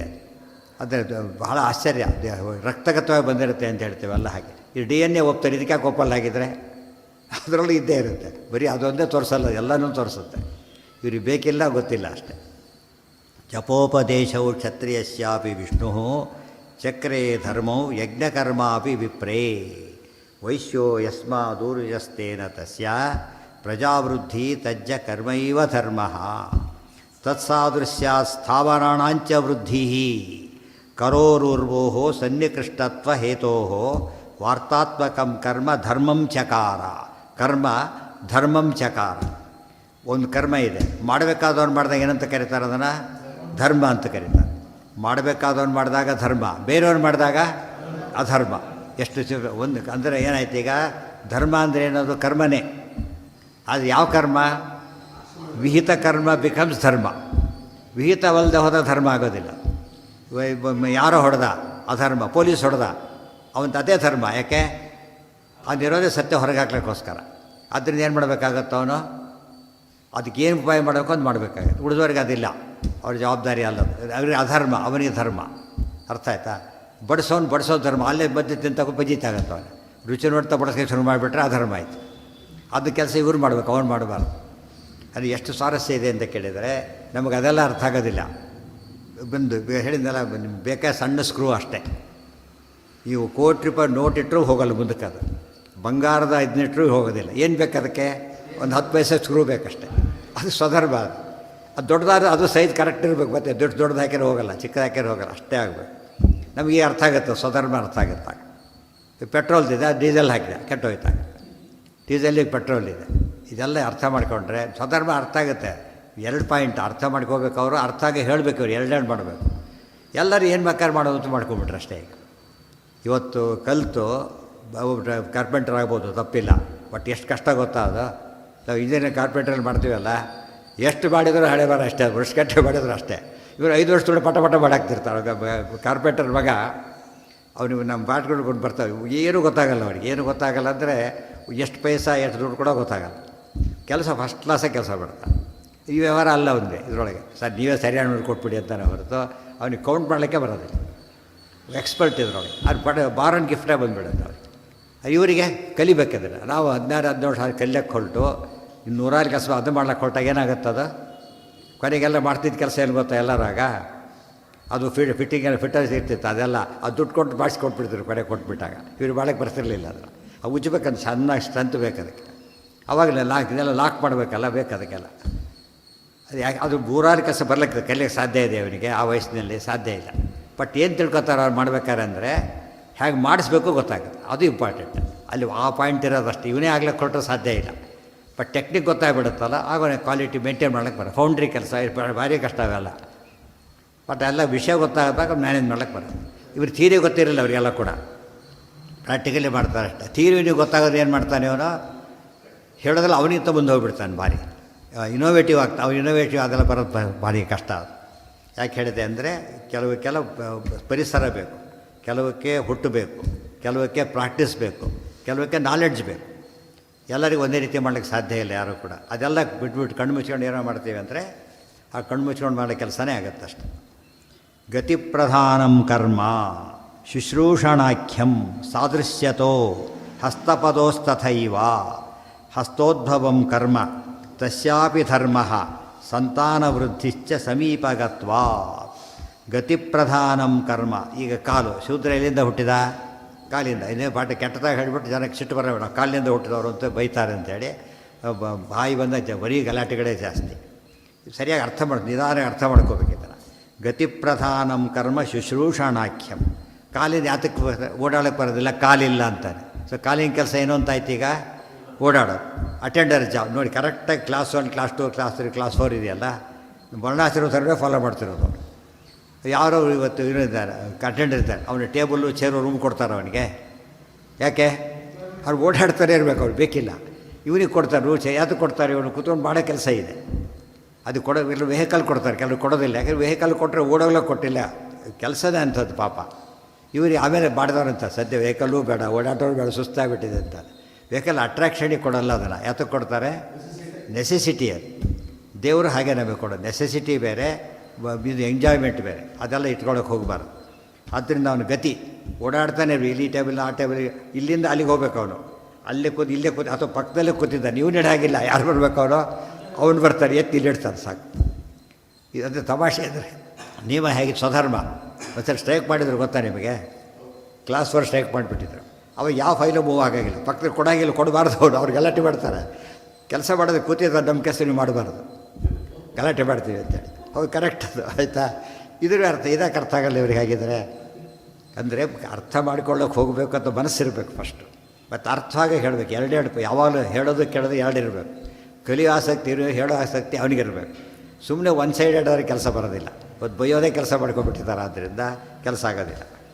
ವಾರ್ತಾತ್ಮಕಂ ಕರ್ಮ. ಕಾಲಿಗೂ ತೊಡೆಗೆ ಹತ್ತಿರ ಇರೋದ್ರಿಂದ ಅವನು ಕೂಡ ಏನು ಮಾಡ್ಬೋದು? ಶೂದ್ರ ವ್ಯವಸಾಯ ಮಾಡ್ಬೋದು. ಗೊತ್ತಾಯ್ತಾ? ಶೂದ್ರರಿಗೂ ವೈಶ್ಯರಿಗೂ ದಿಗ್ಗು ಬಂತು. ಬಟ್ ಮಾಡಿಸೋದು ಇವನು, ಮಾಡೋದು ಅವ್ರು ಹಾಕ್ತಾರೆ. ಇಬ್ಬರಿಗೂ ಒಳ್ಳೆ ನಾಲೆಡ್ಜ್ ಇರುತ್ತೆ. ಸಮೀಪಗತ್ವಾತ್ ಹಸ್ತಪದೋಸ್ತಥೈವ ಹಸ್ತೋದ್ಭವಂ ಕರ್ಮ ತಸ್ಯಾಪಿ ಧರ್ಮ ಸಂತಾನವೃದ್ಧಿಶ್ಚ ಸಮೀಪಗತ್ವ. ಶೂದ್ರ ಸಂಖ್ಯೆ ಜಾಸ್ತಿ ಆಯಿತು. ಎಷ್ಟು ಜಾಸ್ತಿ? 1:2:3:4 ತುಂಬ ಜಾಸ್ತಿ ಆಯಿತು. ಹೆಚ್ಚು ಮೆಜಾರಿಟಿ ಇರೋದು ಅವರೇ. ಜಗತ್ತಿನೊಳಗೆ ಇವತ್ತು ಜಾಸ್ತಿ ಇರೋದು ಯಾರು? ಅದರಲ್ಲಿ 100 ವೆರೈಟಿ ಇರ್ಬೋದು, ಬಟ್ ಅವರೇ ಜಾಸ್ತಿ ಇರೋದು. ಯಾಕೆ? ಕ್ರಮ ಹೆಚ್ಚಿರೋದ್ರಿಂದ ಹಾಗಾಯಿತು. ಸಮೀಪಗ ಯಾರು? ಯಾಕೆ? ಯಾವುದಕ್ಕೆ? ಅದು ನೋಡಿ, ಮುಂದೆ ನೋಡಿ ಆಚೆ ಎಷ್ಟು ಚೆನ್ನಾಗಿ ಇದನ್ನೆಲ್ಲ ಸರಿಯಾಗಿ ಹೇಳಿದರೆ ಯಾರೂ ಗಲಾಟೆ ಮಾಡೋಂಗಿಲ್ಲ. ಭುಜಾವೂರೌ ಹೃದಯಂ ಯದ್ಬಲಸ್ಯ ಜ್ಞಾನಸ್ಯ ಸ್ಥಾನ ಮತೋ ನೃಪಾಣ ಬಲಂ ಜ್ಞಾನಂಚೋಭಯಂ ಧರ್ಮಭುಕ್ತಃ ಪಾಣೌ ಕೃತೀನಾಂ ಕೌಶಲಂ ಕೇವಲಂ ಹಿ. ಭುಜೌ ಉರಃ ಹೃದಯಂ ಯದ್ಬಲಸ್ಯ ಜ್ಞಾನಸ್ಯ ಚ ಸ್ಥಾನಂ ಅತಃ ನೃಪಾಣಾಂ ಬಲಂ ಜ್ಞಾನಂಚ ಉಭಯಂ ಧರ್ಮಭುಕ್ತಃ ಪಾಣೌ ಕೃತೀನಾಂ ಕೌಶಲಂ ಕೇವಲಂ ಹಿ. ಭುಜೌ ಉರಃ ಹೃದಯಂ ಯದ್ಬಲಶ್ಚ. ಭುಜ ತೋಳುಗಳು, ಅವರ ಹೃದಯ, ಇವೆಲ್ಲ ಬಲ ಜ್ಞಾನ ಎರಡೂ ಬೇಕೀಗ ಕ್ಷತ್ರಿಯನಿಗೆ. ಯಾತಕ್ಕೆ? ಅವನು ಮುಖಕ್ಕೆ ಹತ್ತಿರ ಇದ್ದಾನೆ, ಹೃದಯಕ್ಕೆ ಹತ್ತಿರ ಇದ್ದಾನೆ, ತೋಳುಗಳಿದೆ. ಸೊ ಕ್ಷತ್ರಿಯನಿಗೆ ಎರಡೂ ಗೊತ್ತಿರಬೇಕು. ಏನು ಜನಕರಾಜ ಒಳ್ಳೆ ರಾಜ, ಒಳ್ಳೆಯ ಮಹಾಜ್ಞಾನಿ ಆತ. ತುಂಬಿದ ಆತನೇ ಅಧ್ಯಕ್ಷ. ಮತ್ತು ಋಷಿಮುನಿಗಳಿಗೆ ಉತ್ತರ ಕೊಡೋಕ್ಕೆ ಬರದೆ ಆದು ಉತ್ತರ ಕೊಡ್ತಿದ್ದ, ಆ ಸ್ಟ್ಯಾಂಡರ್ಡ್ ಇದ್ದಾತ. ಅರ್ಥ ಆಯ್ತಾ? ಅದು ಜನ ಅಂಥ ಎಕ್ಸೆಪ್ಷನ್ಸ್ ಅವೆಲ್ಲ. ಭೀಮಸೇನ ದೇವರು ಹೇಗಿದ್ದರೂ ಹೇಳೋಕ್ಕೆ ಬರೋದಿಲ್ಲ. ಎಲ್ಲದರಲ್ಲೂ ಭೀಮಸೇನ ಸಮೋನಾಸ್ತಿ. ಒಟ್ಟು ಭೀಮಸೇನ ಸಮೋನಾಸ್ತಿ ಅಲ್ಲ, ಪ್ರತಿಯೊಂದರಲ್ಲೂ ಭೀಮಸೇನ ಸಮೋನಾಸ್ತಿ. ಅದೆಲ್ಲ ಬೇರೆ. ಅದು ಎಲ್ಲರಿಗೂ ಆ ರೀತಿ ಇರಲಿಕ್ಕೆ ಬರೋದಿಲ್ಲ. ಆದ್ದರಿಂದ ವರ್ಣಾಶ್ರಮಕ್ಕೆ ತಕ್ಕಂತೆ ಮಾತ್ರ ಇದ್ದರೆ ಸರಿ. ಭುಜೌ ಉರಹ ಹೃದಯಂ ಯದ್ಬಲಸ್ಯ ಜ್ಞಾನಸ್ಯ ಚ ಸ್ಥಾನಂ ಅಥೋ ನೃಪಾಣಂ. ಹೃದಯ ಕದೋಳುಗಳು ಬಲಜ್ಞಾನಗಳ ಜಾಗ. ಆದ್ದರಿಂದ ರಾಜನಾದವನಿಗೆ ಬಹಳ ಕೆಲಸ ಇದೆ. ಮುಖ ಹೃದಯ, ಬಾಹು ಹೃದಯ ಇವು ಸ್ವಲ್ಪ ದೂರ ಆಯ್ತು, ಹತ್ತಿರ ಇರೋದರಿಂದ ಬಲಂ ಜ್ಞಾನಂತೆ ಉಭಯಂ ಧರ್ಮ ಮುಕ್ತ. ಎರಡರಲ್ಲೂ ಎಕ್ಸ್ಪರ್ಟೈಸ್ ಇರಬೇಕಾದ್ರೆ ಕ್ಷತ್ರಿಯನ ಲಕ್ಷಣ ಎರಡೂ ಇರಬೇಕು ಅವನಿಗೆ. ಪಾಣೌ ಕೃತೀನಾಂ ಕೌಶಲಂ ಕೇವಲಂ ಹಿ. ಅದು ಸಾಮಾನ್ಯವಾಗಿ ಇವರ ಕುಶಲ ಕೈಗಾರಿಕೆ ಅಂತ ಕರೀತಾರೆ. ಕುಶಲ ಕೈಗಾರಿಕೆಗೆ ಏನು ಬೇಕು? ಮುಖ್ಯ ಕರಕುಶಲ ಅಂತ ಕರಕುಶಲ. ಕೈ ಇದ್ದಾಗ ಕೌಶಲ ತೋರಿಸೋಕ್ಕೆ ಬರುತ್ತೆ. ಕರ್ಮದಲ್ಲಿ ಕೌಶಲ ತೋರಿಸ್ಬೇಕಾದ್ರೆ ಕೈ ಇರಬೇಕು, ಜ್ಞಾನದಲ್ಲಿ ಕೌಶಲ ತೋರಿಸ್ಬೇಕಾದ್ರೆ ಬುದ್ಧಿ ಇರಬೇಕು. ಆದ್ದರಿಂದ ಬ್ರಾಹ್ಮಣರಿಗೂ ಕೌಶಲ ಬೇಕು, ಕ್ಷತ್ರಿಯನಿಗೂ ಬೇಕು. ಯೋಗ ಕರ್ಮಸು ಕೌಶಲ ಇಬ್ಬರಲ್ಲಿ ಭಾರಿ ಜಾಸ್ತಿ ಕೌಂಟ್ ಆಗುತ್ತೆ. ಸಮಾಜದಲ್ಲಿ ಇಬ್ಬರು ಭಾರಿ ಮುಖ್ಯ. ಅವರು ದಾರಿ ತಪ್ಪಿದ್ರು ಅಂದರೆ ಉಳಿದವರಿಗೆ ಗೈಡೆನ್ಸ್ ಕೊಡು. ಪ್ಯಾಸೆಂಜರ್ 1000 ಕೂತಿರ್ಬೋದು, ಡ್ರೈವರ್ ಒಬ್ಬನೇ, ಅವನು ಬರೋದಿಲ್ಲ, ಯಾರು ಏನು ಮಾಡೋಕ್ಕೆ ಬರೋದಿಲ್ಲ. ಯಾರಿಗೂ ಅವ್ನು ಡ್ರೈವಿಂಗ್ ಗೊತ್ತಿಲ್ಲ. ಪ್ಯಾಸೆಂಜರ್ ಮತ್ತು ಬಸ್ನಲ್ಲಿ ಪ್ರಪೋರ್ಷನ್ ಹೇಗಿರುತ್ತೆ? ಒಬ್ಬ ಡ್ರೈವರು ಭಾರಿ ದೂರ ಆಗಿ ಇಬ್ಬರು ಡ್ರೈವರ್ ಇರ್ತಾರೆ ಅಂತ ಇಟ್ಕೊಂಬೇಡ. ಪ್ಯಾಸೆಂಜರ್ಸ್ ಎಷ್ಟಿರ್ತಾರೆ? ಒಬ್ಬ ಪ್ಯಾಸೆಂಜರ್ ಒಬ್ಬ ಡ್ರೈವರ್ ಮಾಡಿದ್ರೆ ಗತಿ ಏನಾಗಬೇಕು? ಈ ವೆಹಿಕಲ್ ಇಷ್ಟಿದ್ದೇ ಫಜಿತಿ ಆಗಿದೆ ಟ್ರಾಫಿಕ್ಕು. ಒಂದೊಂದು ವೆಹಿಕಲ್ಗೆ ಒಬ್ಬ ಡ್ರೈವರ್ ಇಟ್ಬಿಟ್ಟಿದ್ರೆ ಒಂದು ಪ್ಯಾಸೆಂಜರ್ ಇಟ್ಟರೆ ಏನಾಗ್ತಿತ್ತಾಗ? ಸೊ ಉಳಿದವ್ರು ಹೆಚ್ಚಿರ್ತಾರೆ, ತಪ್ಪಲ್ಲ. ಆದರೆ ಗೈಡೆನ್ಸ್ ಇವ್ರದೇ ಬೇಕು ಯಾವಾಗಲೂ ಕೂಡ. ಡ್ರೈವರ್ ಅವ್ರು ಹೇಗೋ ಇವ್ರು ಹಾಗೆ. ಭುಜವು ಉರಹ, ಹೃದಯ ಹೃದಯ ಹೌದು ಹೌದು. ಹೃದಯ ಒಳಗೆ ಜ್ಞಾನ ತೋರಿಸುತ್ತೆ. ಮನಸ್ಸು ಅಲ್ಲ, ಹೃದಯ ಅನ್ನೋ ಆ ಅರ್ಥ ಅಲ್ಲ. ಅಲ್ಲ, ಹೃದಯ ಅನ್ನೋದು ಏನು ಗೊತ್ತಾ? ಸಂಸ್ಕೃತದಲ್ಲಿ ಹೃದಯ ಸ್ವಾಂತಂ ಹೃನ್ಮಾನಸಂ ಮನಃ ಎರಡು ಅರ್ಥ ಇದೆ. ಒಂದು ಅರ್ಥದಲ್ಲಿ ಹೃದಯದಲ್ಲಿ ಧ್ಯಾನ ಮಾಡು ಅಂತ ಹೇಳಿದರೆ ಮನಸ್ಸಿನಲ್ಲಿ ಧ್ಯಾನ ಮಾಡುವಂಥ ಅರ್ಥ. ಹೃದಯ ಎಂಬುದು ಅಧಿಷ್ಠಾನ, ವರ್ಕ್ ಮಾಡಬೇಕಾದ್ದು ಮನಸ್ಸಲ್ಲಿ. ಅದೇ ರೀತಿಯೇ ಎಷ್ಟೋ ಜನಕ್ಕೆ ಹೃದಯವಂತರು, ಮನಸ್ಸು ಗಟ್ಟಿ, ಒಳ್ಳೆಯ ಮನಸ್ಸು ಅಂದರೂ ಒಂದೇ, ಒಳ್ಳೆಯ ಹೃದಯ ಅಂದರೂ ಒಂದೇ. ಒಳ್ಳೆಯ ಹೃದಯ, ಒಳ್ಳೆಯ ಮನಸ್ಸು ಎರಡು ಈಕ್ವಿವೆಲೆಂಟ್, ಅದು ತಪ್ಪಲ್ಲ. ಇಂದ್ರಿಯವಾಗಿ ಮನಸ್ಸು ಏನೋ ಏನೋ ಅಲ್ಲ, ಮನಸ್ಸಿಗೆ ಜ್ಞಾನ ಅಂತ, ಮನು ಅವಬೋಧನೆ ಜ್ಞಾನ ಅಂತ ಅರ್ಥ. ಕ್ಷತ್ರಿಯನಿಗೂ ಜ್ಞಾನ ಇರಬೇಕು, ಬ್ರಾಹ್ಮಣನಿಗೂ ಜ್ಞಾನ ಇರಬೇಕು. ಯಾಕೆ ಮನಸ್ಸು ಹೀಗೆ, ಹೃದಯ ಹೀಗೆ ಬರುತ್ತೆ, ಕೈಗಳು ಹೀಗೆ ಬರುತ್ತೆ, ಸೆಂಟ್ರಲ್ಲಿ ಇದಿದೆ. ಸೊ ಜ್ಞಾನ ಇಬ್ಬರಿಗೂ ಏನಾಗಬೇಕು? ಕಾಮನ್ ಆಗಬೇಕು. ಬ್ರಾಹ್ಮಣನಿಗೆ ಹೆಚ್ಚು ಗೊತ್ತಾ? ಔಟ್ಲೆಟ್ ಇರೋದು ಬ್ರಾಹ್ಮಣನ ಹತ್ರ. ಅಲ್ಲಿ ಟ್ಯಾಂಕ್ ತುಂಬಿರ್ಬೋದು, ನಮಗೆ ಅದು ಔಟ್ಲೆಟ್ ಅಲ್ಲ. ಔಟ್ಲೆಟ್ ಯಾವುದು? ಬ್ರಾಹ್ಮಣ ಮುಖದಿಂದನೇ ಬರಬೇಕಾದ್ರಿಂದ ಇದಕ್ಕೆ ಬೇಕು. ಹೃದಯ ಮನಸ್ಸಿಂದ ಯೋಚನೆ ಮಾಡಬೇಕಲ್ಲ. ಕ್ಷತ್ರಿಯ ಹತ್ತಿರ ಇದ್ದಾಗ ಅವನಿಗೂ ಮನಸ್ಸಿನ ಶಕ್ತಿ ಇದೆ, ಅವರಿಬ್ಬರಿಗೂ ಹೇಳೋ ಶಕ್ತಿ ಇದೆ. ಈ ಕ್ಲಾಸ್ ಓದೋರು ಬೇರೆ ಕೆಲಸ ಇಲ್ಲ ಅವ್ರಿಗೆ. ಏನು ಮಾಡೋದವರು? ಏನು ಫೈಲ್ ತೆಗೆದು ಓಪನ್ ಮಾಡಿ ನೋಡಬಾರ್ದವರು. ಅಂಥವ್ರನ್ನ ಕೂಡಿಸಿರ್ತಾರೆ. ಇಲ್ದವ್ರು ಏನು ಮಾಡ್ತಾರೆ? ಅವರು ಪೇಪರ್ ತಗೊಂಡ್ಬಿಡ್ತಾರೆ ಯಾವುದೋ ಫೈಲಲ್ಲಿ, ಹೋಗ್ತಾರೆ ಯಾವ್ದು ಇಂಪಾರ್ಟೆಂಟ್ ಯಾವುದಲ್ಲ ಅಂಥೇಳಿ. ಅವ್ರು ಏನು ಬರದೇ ಇದ್ದಷ್ಟು ಒಳ್ಳೆಯದು, ಓದು ಬರದೇ ಇದ್ದಷ್ಟು ಕೂಡ ಒಳ್ಳೆಯದು. ಗೊತ್ತಾಯ್ತಾ? ಬ್ಯಾಂಕಿಗೆ ಚೆಕ್ ಹಾಕಿ ಕಳಿಸ್ತಾರೆ. ಅವ್ರು ಸುಮ್ಮನೆ ಓದಕ್ಕೆ ಬರಬಾರ್ದು. ಅವ್ರಿಗೆ ಕರೆಕ್ಟಾಗಿ ಬರ್ತದೆ. ದುಡ್ಡು ಎದ್ಬಿಟ್ಟು ಏನು ಮಾಡ್ತಾರೆ? ಯೋಚನೆ ಮಾಡ್ತಾರೆ, ಹೇಗೆ ಯೋಚನೆ ಮಾಡ್ತಾರೆ. ಒಳ್ಳೆ ಬುದ್ಧಿನೂ ಕೆಟ್ಟೋಗ್ಬಿಡುತ್ತೆ ಎಷ್ಟೋ ಸಲ. ಅದಕ್ಕೆ ಟೆಂಪ್ಟ್ ಮಾಡಬಾರ್ದು ಅಂತಾರಲ್ಲ, ಹಾಗೆ ಟೆಂಪ್ಟ್ ಮಾಡಿದಾಗುತ್ತೆ. ಕೆಲವು ವಿಷಯ ಬರಬಾರ್ದು ಅವ್ರಿಗೆ, ಅವಾಗಲೇ ಸರಿ. ಈ ಪ್ರೂಫ್ ನೋಡೋರಿಗೆ ವಿಷಯ ಗೊತ್ತಿರಬಾರ್ದು. ಗೊತ್ತಿದ್ರೆ ಏನಾಗುತ್ತದ? ಈ ಆಲ್ಟ್ರ್ ಮಾಡಲಿಕ್ಕೆ ಶುರು ಮಾಡ್ತಾರೆ. ಎಷ್ಟೋ ಜನ ಸರಿಯಾಗಿ ಬರೋದು ತಪ್ಪೋದು, ಅವ್ರ ಪ್ರಕಾರ ತಪ್ಪೋದು ತಿದ್ದುಬಿಡ್ತಾರೆ ಅವರು. ಆ ಕೆಲಸ ಅಲ್ಲ ಅವ್ರದ್ದು. ಆ ಪ್ರೂಫ್ ಏನು ಮಾಡಬೇಕು? ಆ್ಯಕ್ಚುಲಿ ಅವರು ನಾವು ಏನಿರುತ್ತೋ ಅದನ್ನು ಮಾಡಬೇಕು ಹೊರತು ಅವ್ರಿಗೇನೂ ಸ್ವಾತಂತ್ರ್ಯ ಇಲ್ಲ. ಅಕಸ್ಮಾತ್ ತಿಳಿದವ್ರಿಗೆ ಕೊಟ್ಬಿಟ್ರೆ ಪದಿ ತೆಗೆಸ್ಬಿಡ್ತಾರೆ.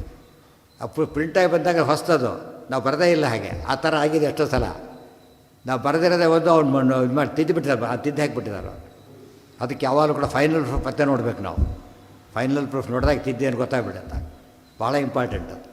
ಇವೆಲ್ಲ ಯಾತಕ್ಕೆ ಕೆಡ್ತಾರೆ? ಉಳಿದವ್ರಿಗೆ ಗೊತ್ತಿದ್ದಷ್ಟು ಡೇಂಜರ್ ಅದು. ಇವತ್ತು ಮೊಬೈಲ್ ಹಾಕ್ಕೊಂಡು ಡ್ರೈವ್ ಮಾಡಿದ್ರೆ ಆಕ್ಸಿಡೆಂಟ್ ಮಾಡ್ತಾರಲ್ಲ, ಹಾಗೆ ಡೈವರ್ಟ್ ಆಗುತ್ತೆ ಮೈಂಡ್. ಅದೊಂದೇ ಗೊತ್ತಿದ್ದರೆ ಬೇರೆ ಕಡೆ ಡೈವರ್ಟ್ ಆಗೋದಿಲ್ಲ. ಭುಜವು, ಭುಜ ಅಂದರೆ ತೋಳುಗಳು, ಉರಾಹ ಅಂದರೆ ಹೃದಯ. ಸ್ಮರಣೀಯ ಮುರೋ ವಿಷ್ಣೋ ಇಂದಿರಾವಾಸ ಉತ್ತಮಂ. ಉರಸ್ಸು ಅಂತ ಹೇಳಿದರೆ ಹೃದಯ. ಅದು ಬೇರೆ ಆಚಾರ್ಯ ಬೇರೆ ಅರ್ಥ ಹೇಳ್ತಾರೆ ಅದಕ್ಕಾಗ. ಅಲ್ಲ ಅಲ್ಲ ಅಲ್ಲ ಅಲ್ಲ, ಅದು ಬೇರೆ ಹೇಳ್ತಾರೆ ಆಚಾರ್ಯ. ಹೃತ್ ಮನೋಹೃದಯ ಹೇಳಬೇಕಾದ್ರೆ ಭ್ರುವೋರ್ ಮಧ್ಯೆ ಪ್ರಾಣಮಾಸ್ಥಾಯಸ ಮಾಡಬೇಕಾದ್ರೆ ಹೃದಯ ಮನೋ ನಿರುದ್ಧಚ ಅಂತ ಬರುತ್ತೆ ಭಗವದ್ಗೀತೆಯಲ್ಲಿ. ಅದಾದಮೇಲೆ ಓಮಿತ್ಯೇಕಾಕ್ಷರ ಬರೋದು ಅಂತ್ಯಕಾಲಕ್ಕೆ ಹೃದಯ ಮನೋ ನಿರುದ್ಧಚ. ಏನಿದೆ ಅರ್ಥ? ಹೃತ್ ಅದರಲ್ಲಿ ಮನಸ್ಸು ಅಲ್ಲ, ದೇವರು ಅಂತ ಅರ್ಥ. ಹೃತ್ ನಾರಾಯಣ, ಮನಸ್ಸನ್ನು ದೇವರಲ್ಲಿ ಇಡಬೇಕು ಅಂತ ಅರ್ಥ. ಉಳಿದವರೆಲ್ಲ ಅರ್ಥ ಬರೆಯೋದಿಲ್ಲ. ಅದರ ಹೃತ್ ಅಂದ್ರೆ ಒಂದೇ, ಮನಸ್ಸು ಒಂದು ಎರಡಾಗಿಬಿಡುತ್ತಾಗ. ಸುರುಣ್ ಮಿತ್ರ ಬಂದಾಗ ಡಿಫ್ರೆನ್ಸ್ ತೋರಿಸ್ಬೇಕಲ್ಲ ಹಾಗೆ. ಅದಕ್ಕೇನೆ ಅಲ್ಲ, ಹೃದಯ ಬೇರೆ, ಹೃದಯಕ್ಕೆ ಮನಸ್ಸು ಅಂತ ಹೆಸರು, ಮನಸ್ಸು ಹೃದಯ ಅಂತಲೂ ಹೆಸರು. ಈ ಫಿಸಿಕಲ್ ಹೃದಯ ಅಲ್ಲ, ಇದು ಪಂಪ್ ಮಾಡೋ ಹೃದಯ ಬೇರೆ, ಈ ಬದು ಬೇರೆ. ಅದು ಅರ್ಥನೇ ಬೇರೆ ಆ್ಯಕ್ಚುಲಿ.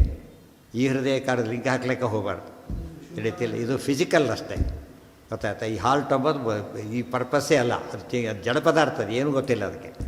ಮನಸ್ಸು ಅಂದ್ರೆ ಹಾಗಲ್ಲ. ಮನಸ್ಸು ಈ ಹೃದಯ ಇಲ್ಲಿರುತ್ತದೆ, ಮನಸ್ಸು ಈ ಹೃದಯ ಇಲ್ಲಿರ್ತದೆ, ತಲೆಯಲ್ಲಿರುತ್ತದೆ. ಮನಸ್ಸಿನ ಸೆಂಟರ್ ಅದು ಇದಲ್ಲ. ಅದಕ್ಕೆ ಹೃದಯದಲ್ಲಿ ಧ್ಯಾನ ಮಾಡಬೇಕು ಅಂತೇಳಿ ಮನಸ್ಸಿಟ್ಟು ಧ್ಯಾನ ಮಾಡಬೇಕು ಅಂತ ಅರ್ಥ ಮುಖ್ಯವಾಗಿ ಅದಕ್ಕೆ. ಇದು ಇನ್ನೂ ಸೆಕೆಂಡರಿ ಸೆನ್ಸ್ನಲ್ಲಿ ಅಧಿಷ್ಠಾನ. ಭುಜೌರೋ ಹೃದಯ ಶೂಯದ್ಬಲಸ್ಯ ಜ್ಞಾನಸ್ಯ ಚ ಸ್ಥಾನಮತೋ ನೃಪಾಣಾಂ ಬಲಂ ಜ್ಞಾನಂ ಚ ಉಭಯಂ ಧರ್ಮಭುಕ್ತಃ. ಇದೆಲ್ಲ ಯಾತಕ್ಕೆ ಇಂಪಾರ್ಟೆಂಟ್ ಅಂದರೆ ಧರ್ಮರಾಜನಿಗೆ ಅದನ್ನು ಹೇಳಬೇಕಾಗಿದೆ. ಈಗ ಕ್ಷತ್ರಿಯ ಧರ್ಮರಾಜ ಆದ್ದರಿಂದ ಅದು ಹತ್ತಿರ ತರಬೇಕೀಗ. ಕ್ಷತ್ರಿಯನ ಇಂಪಾರ್ಟೆನ್ಸ್ ಜಾಸ್ತಿ ಹೇಳ್ತಾರೆ ಈಗ. ಬಲಂ ಜ್ಞಾನಂಚ ಉಭಯಂ ಧರ್ಮಭುಕ್ತಃ ಪಾಣೌ ಕೃತೀನಾಂ ಕೌಶಲಂ ಕೇವಲಂ ಹಿ. ಪಾಣವು ಬರೀ ಕೈಗಳಾದರೆ ಬರೀ ಕುಶಲ ಅಷ್ಟೇ ಬರುತ್ತೆ. ಆದರೆ ಬರೀ ಕೈಗಳ ಕೆಲಸ ಅಲ್ಲ, ತಲೆ ಇಟ್ಕೊಂಡು ಕೆಲಸ ಮಾಡಬೇಕು. ಕ್ಷತ್ರಿಯ ತಲೆ ಇಟ್ಕೊಂಡು ಮಾಡಬೇಕಾದ್ದರಿಂದ ಎರಡನ್ನೂ ಮಾಡಬೇಕು. ತಸ್ಮಾತ್ ಪಾಣ್ಯೋ ಊರು ಪದೋ ಉಪಸ್ಥಿತೇ ಬಿಟ್ಶೂದ್ರಕೌ ಕರ್ಮಣಾಂ ಕೌಶಲೇತೌ ಪ್ರಾಧಾನ್ಯತೋ ಧರ್ಮ ವಿಶೇಷ ಏಷಃ ಸಾಮಾನ್ಯತಃ ಸರ್ವ ಏವಾಖಿಲಾನಾಂ. ತಸ್ಮಾತ್ ಪಾಣ್ಯೋ ಊರು ಪದೋ ಉಪಸ್ಥಿತೇ ವಿಟ್ಶೂದ್ರಕೌ ಕರ್ಮಣಾಂ ಕೌಶಲೇತೌ ಪ್ರಾಧಾನ್ಯತಃ ಧರ್ಮ ವಿಶೇಷ ಏಷಃ ಸಾಮಾನ್ಯತಃ ಸರ್ವ ಏವ ಅಖಿಲಾನಾಂ. ತಸ್ಮಾತ್ ಆದ್ದರಿಂದ ಪಾಣ್ಯೋ ಊರು ಮತ್ತು ಪದಯೋ, ಪಾಣಿ ಊರು ಪದ ಒಂದಕ್ಕೊಂದು ಲಿಂಕ್ ಇರೋದರಿಂದ ವಿಟ್ಶೂದ್ರಕೌ ವೈಶ್ಯ ಮತ್ತು ಶೂದ್ರರು ಕರ್ಮಣಾಂ ಕೌಶಲೇತವು ಕುಶಲ ಕರ್ಮಗಳನ್ನು ಮಾಡಬೇಕು ಅವರು ಅಂಥೇಳಿ. ಹ್ಯಾಂಡಿಕ್ರಾಫ್ಟ್ ಅಂತ ಕರಿತೀವಲ್ಲ, ಹೃದಯ ಕೈಕುಶಲತೆಯನ್ನು ತೋರಿಸ್ಬೇಕು ಅವರು. ಬ್ರಾಹ್ಮಣನಿಗೆ ಇದು ಯಾವುದೂ ಇಲ್ಲ. ಯಾತಕ್ಕೆ? ಅವನು ಪೂರ್ತಿ ಜ್ಞಾನ ಪ್ರಸಾರದಲ್ಲಿ ಅವನು ಫುಲ್ ಇನ್ವಾಲ್ವ್ ಆಗೋದ್ರಿಂದ ಇದಕ್ಕಿಲ್ಲ. ಪ್ರಾಧಾನ್ಯತೋ ಧರ್ಮ ವಿಶೇಷ ಏಷಃ ಒಂದು ನೋಟ್ ಕೊಟ್ಟರು ಕೊನೆಗೆ. ಇದು ವಿಶೇಷ ಧರ್ಮ ಹೇಳಿದ್ದಷ್ಟೇ ಹೊರತು ಇವತ್ತು ಉದಾಹರಣೆ ಬ್ರಾಹ್ಮಣ ಜ್ಞಾನ ಕಾರ್ಯ ಒಂದೇ ಮಾಡಬೇಕು, ರಕ್ಷಣೆ ಮಾಡಬಾರ್ದು ಅಂತಲ್ಲ, ರಕ್ಷಣೆನೂ ಮಾಡಬೇಕು ಹೇಳ್ತಾರೆ. ಗೋಬ್ರಾಹ್ಮಣಾರ್ಥೇ ಯುದ್ಧೇತ. ಗೋಗಳಿಗೆ ಬ್ರಾಹ್ಮಣರಿಗೆ ತೊಂದರೆ ಆಗೋದಾದರೆ ಬ್ರಾಹ್ಮಣ ಏನು ಮಾಡಬೇಕು? ಅವನು ಯುದ್ಧ ಮಾಡಬೇಕು ಅಂತ ಹೇಳ್ತಾರೆ. ಅವರೆಲ್ಲ ಯತಿಗಳು ಮಾಡಬೇಕು ಅಂತ ಹೇಳ್ತಾರೆ. ಯತಿಗಳು ಕೂಡ ನೋಡಬಾರ್ದು. ಗೋವಿಗೆ ಯಾರು ತೊಂದರೆ ಮಾಡ್ತಿದ್ರೆ ಇದು ಮಾಡ್ತಿದ್ರೆ ಕೈಲಾಗುತ್ತೋ ಬಿಡುತ್ತೋ, ಕೈಲಾಗದೆ ಹೋದರೂ ಪರವಾಗಿಲ್ಲ. ಏನು ಜಟ ಏನು ಮಾಡ್ದ? ಸತ್ತೋದ ಅಷ್ಟೇ, ಅವ್ನ ಕೈಲಿ ಆಗಲಿಲ್ಲ. ಬಟ್ ಏನು ಮಾಡ್ದ? ಅದಕ್ಕೋಸ್ಕರನೇ ರಾಮದೇವ್ರ ಒಂದು ಸದ್ಗತಿ ಕೊಡ್ತೀನಿ ಅಂತೇಳಿ ಆ ಪ್ರಯತ್ನ. ಸೈನಿಕರೆಲ್ಲ ಗೆಲ್ತಾರೆ ಅಂತ ಎಷ್ಟೋ ಸಾಯ್ತಾರೆ ಸೈನಿಕರು, ತುಂಬ ಸೈನಿಕರು ಸಾಯ್ತಾರೆ ಪಾಪ. ಆದರೆ ಅದು ಸೇವೆ, ಸತ್ಯದ ಕೂಡ ಏನದು ದೊಡ್ಡ ಸೇವೆ ದೇಶಕ್ಕೆ, ದೇವರಿಗೆ ಅದು ಸೇವೆ. ನಮ್ಮ ಕೈಲಿ ಆಗಲ್ಲ ಅಂತ ಬಿಡಬಾರ್ದಕ್ಕೆ, ಕೆಲವನ್ನ ಬಿಟ್ಟುಬಿಡ್ಬೇಕು, ಮಾಡಬೇಕು ಹೋಗಬಾರ್ದು. ಕೆಲವನ್ನ ಏನು ಮಾಡಬೇಕು? ಮಾಡಬೇಕು. ಕೈಲಿ ಆಗದೆ ಹೋದರೂ ಮಾಡಬೇಕು. ಯಾತಕ್ಕೆ ಅಂದರೆ ಆದಷ್ಟಾಗಲಿ ಕೊನೆ ಪಕ್ಷ. ಅಕಸ್ಮಾತ್ ಬೈದ ಭಾರಿ ಒಳ್ಳೆಯದು, ಇಲ್ಲ ಹೋದರೆ ಆಯಿತು. ಆ ಥರ ಯೋಚನೆ ಮಾಡಬೇಕೆ ಹೊರತು ನೆಗೆಟಿವ್ ಥಿಂಕ್ ಮಾಡಬಾರ್ದು.